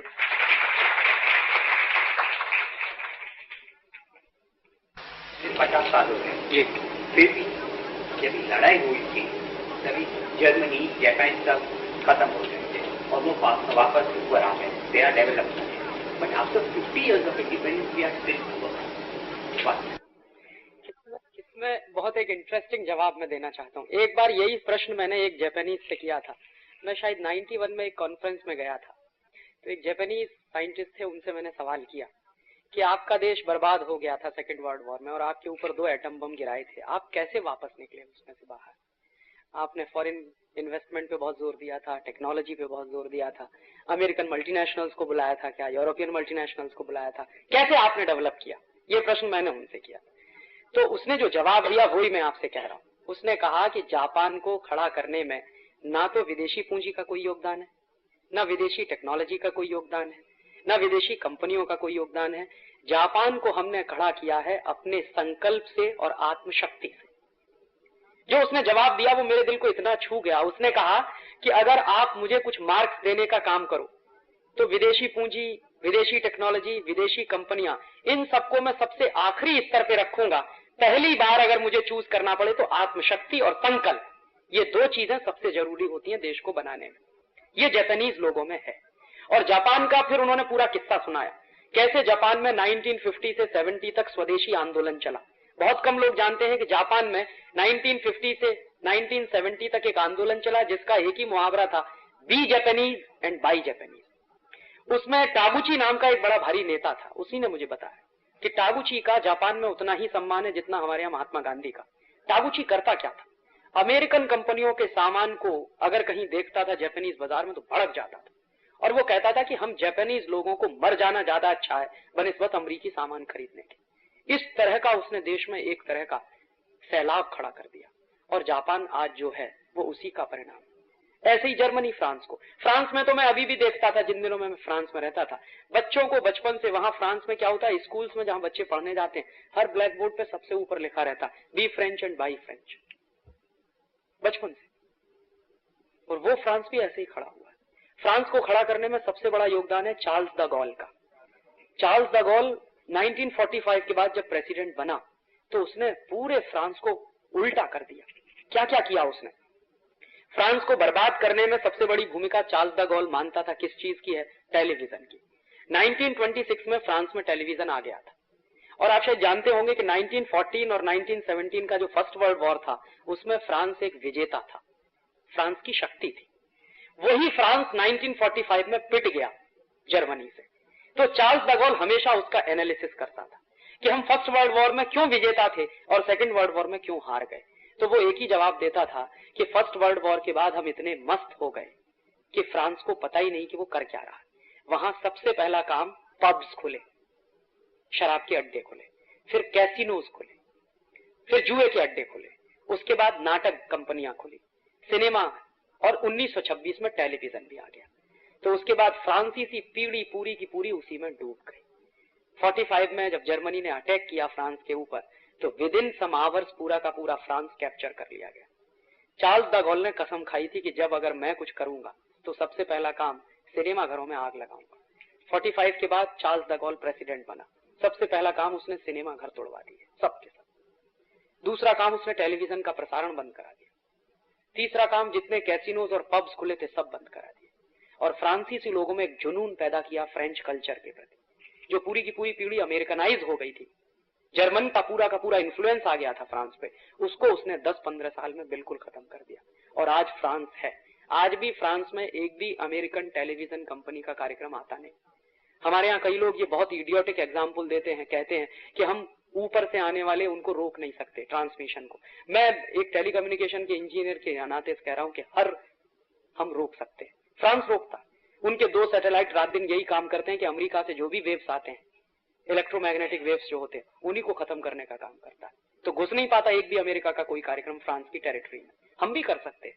उन्होंने वो किया और उसके बाद वो खड़े हो गए। आज भी फ्रांस में be French and buy French का जबरदस्त जुनून है। और ताजा उदाहरण मैं दूं रूस का।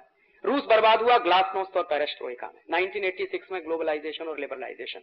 नतीजे निकले, एक देश खंड खंड टूट गया। अब रूस को फिर से खड़ा कर रहे हैं कौन? झिरनोवस्की नाम का एक बड़ा भारी नेता है रूस में। शायद आपने उसका स्पीच सुना हो। अगर उसका स्पीच सुना हो तो मेरे स्पीच और उसके स्पीच में कोई फर्क नहीं है। अंत में वो भी यही कहता है, रूस को अगर बचाना है तो be Russian and buy Russian. जब झिरनोवस्की यहाँ हिंदुस्तान में आया, 3 दिन रहा, तो प्रेस कॉन्फ्रेंस में एक पत्रकार ने उससे पूछा कि टूटे हुए रूस को कैसे जिंदा करोगे? तो उसने कहा कि संकल्प शक्ति से, ना विदेशी पूंजी से, ना विदेशी टेक्नोलॉजी से, ना विदेशी कंपनियों से, संकल्प शक्ति से रूस को खड़ा कर देंगे। और हो सकता है कुछ दिन के बाद आपको लगे कि रूस फिर से एक हो गया। बोरिस येल्त्सिन भी अब उसी के कहे पर चल रहे हैं। बोरिस येल्त्सिन ने भाषण देना शुरू कर दिया, वो भी कहते हैं be Russian and buy Russian. तो मुझे लगता है कि ये सारे देश जो आगे आए और हम नहीं आ पाए, उसमें यही एक बेसिक फर्क है और कोई दूसरा फर्क मुझे नहीं लगता।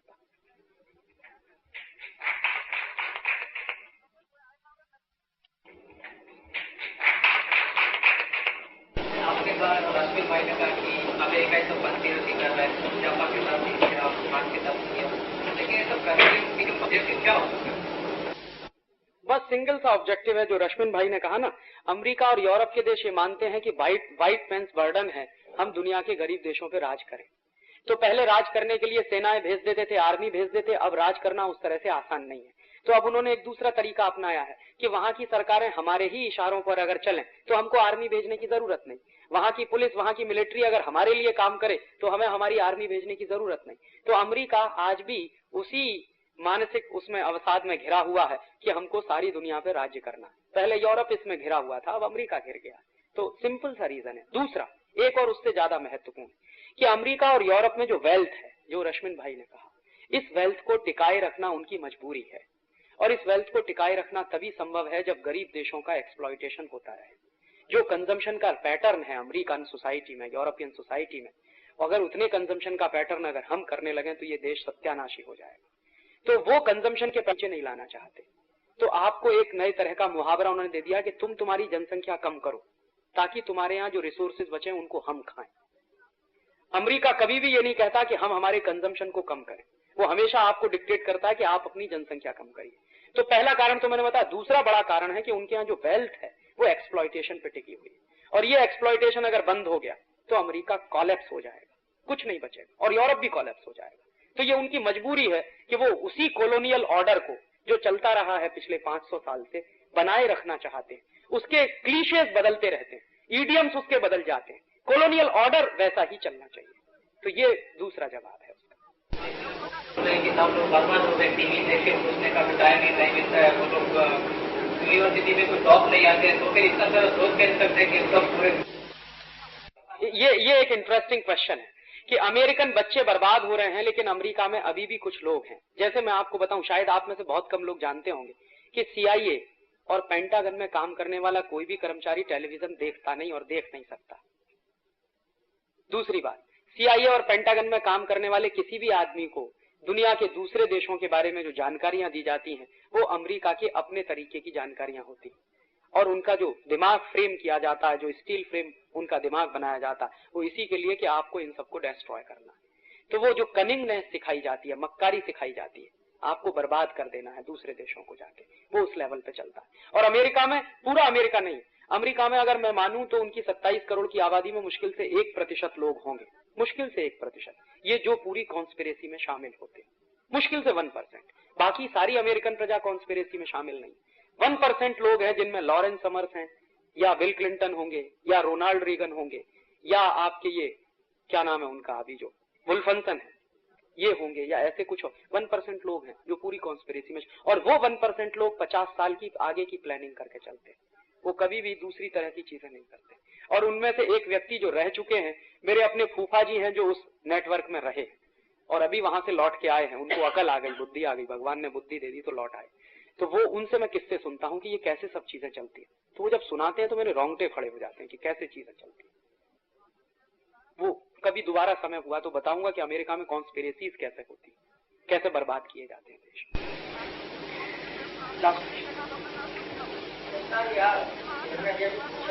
अमेरिका के अंदर लोग कैसे सोच लेते हैं, तो क्या ये बात का सच्चाई है कि वहाँ की जो साइंटिफिक इंस्टीट्यूट है नासा, उसके अंदर 80% इंडियन, 80% तो नहीं 60%। तो ये मैं पूछना चाहूंगा कि 7% जो नासा में काम करते हैं उनको हिंदुस्तान में क्यों नहीं लाया है? बिल्कुल लाना चाहिए। मैं तो इस मत का हूं कि इस देश में ऐसा एक कानून बना देना चाहिए कि अगर आपने हिंदुस्तान के पैसे बर्बाद किए हैं साइंटिस्ट बनने में, तो आप बाहर जाइए, पढ़कर आइए, उसके बाद आप वहां नौकरी नहीं कर सकेंगे, वापस आके इसी देश में काम करना पड़ेगा। और यहाँ के साइंटिस्ट क्यों सोचते हैं कि हमें अमेरिका जाना है? सिंपल सा रीजन मैंने आपको बताया, धंधा, पैसा। पैसे के साथ साथ पैसा तो साथ जिसका हिंदुस्तान में होगा शायद पूरी दुनिया में नहीं होगा। हो सकता है, आपकी बात सही, एक दंपति के ऊपर 2 करोड़ रुपए का सोना चढ़ा है। एक बात सही है आपकी। उस तरह से अगर आप देखें तो शायद नहीं होगा दुनिया। लेकिन इससे भी ज्यादा बड़ी बात मैं मानता हूं, पैसे से ज्यादा बड़ी बात है मानसिक गुलामी। और वो मानसिक गुलामी क्या है? अमेरिका में जाके ही कुछ कर सकते हैं। अब जैसे मैं आपको नाम लेके कहूं, अच्छा नहीं लगता मुझे, डॉक्टर हरगोविंद खुराना। हिंदुस्तान में क्या कमी थी? जो रिसर्च वो कर रहे थे, उस रिसर्च को करने में इस देश में कोई कमी नहीं थी और करी ही ली थी पूरी। लेकिन मानसिक गुलामी इतनी जबरदस्ती खुराना साहब के मन में कि रिसर्च पेपर वहीं जाके प्रोड्यूस किया, यहां नहीं प्रोड्यूस किया। और फिर एज ए अमेरिकन साइंटिस्ट वो सारी दुनिया में पहचाने लगते हैं। सीवी रमन साहब, उनको कितना ऑफर किया था अमेरिका ने कि आप आ जाइए, यहां रहिए। सीवी रमन ने कहा कि मेरे पास जो भी टूटा फूटा एपरेटस है मैं यहीं करूंगा, जो करूंगा, तुम्हारे यहां नहीं आने वाला। और ऐसा ऑफर कितने लोगों को नहीं किया। तो ये जो मानसिक गुलामी होती है वो ज्यादा खतरनाक होती है। पैसे को मैं सेकेंडरी मानता हूं, मानसिक गुलामी उसमें प्राइमरी है। और इस मानसिक गुलामी में से बाहर लाना ही पड़ेगा लोगों को। और ये तभी आता है जब कोई एक बड़ा कैंपेन चलता है। हो सकता है ये स्वदेशी का कैंपेन अगर इस देश में खड़ा हो तो हम मानसिक गुलामी में से बाहर निकल आए। और मैं मानता हूं ये सबसे बड़ी सफलता होगी अगर हम इस मानसिक गुलामी में से उनको निकाल पाए।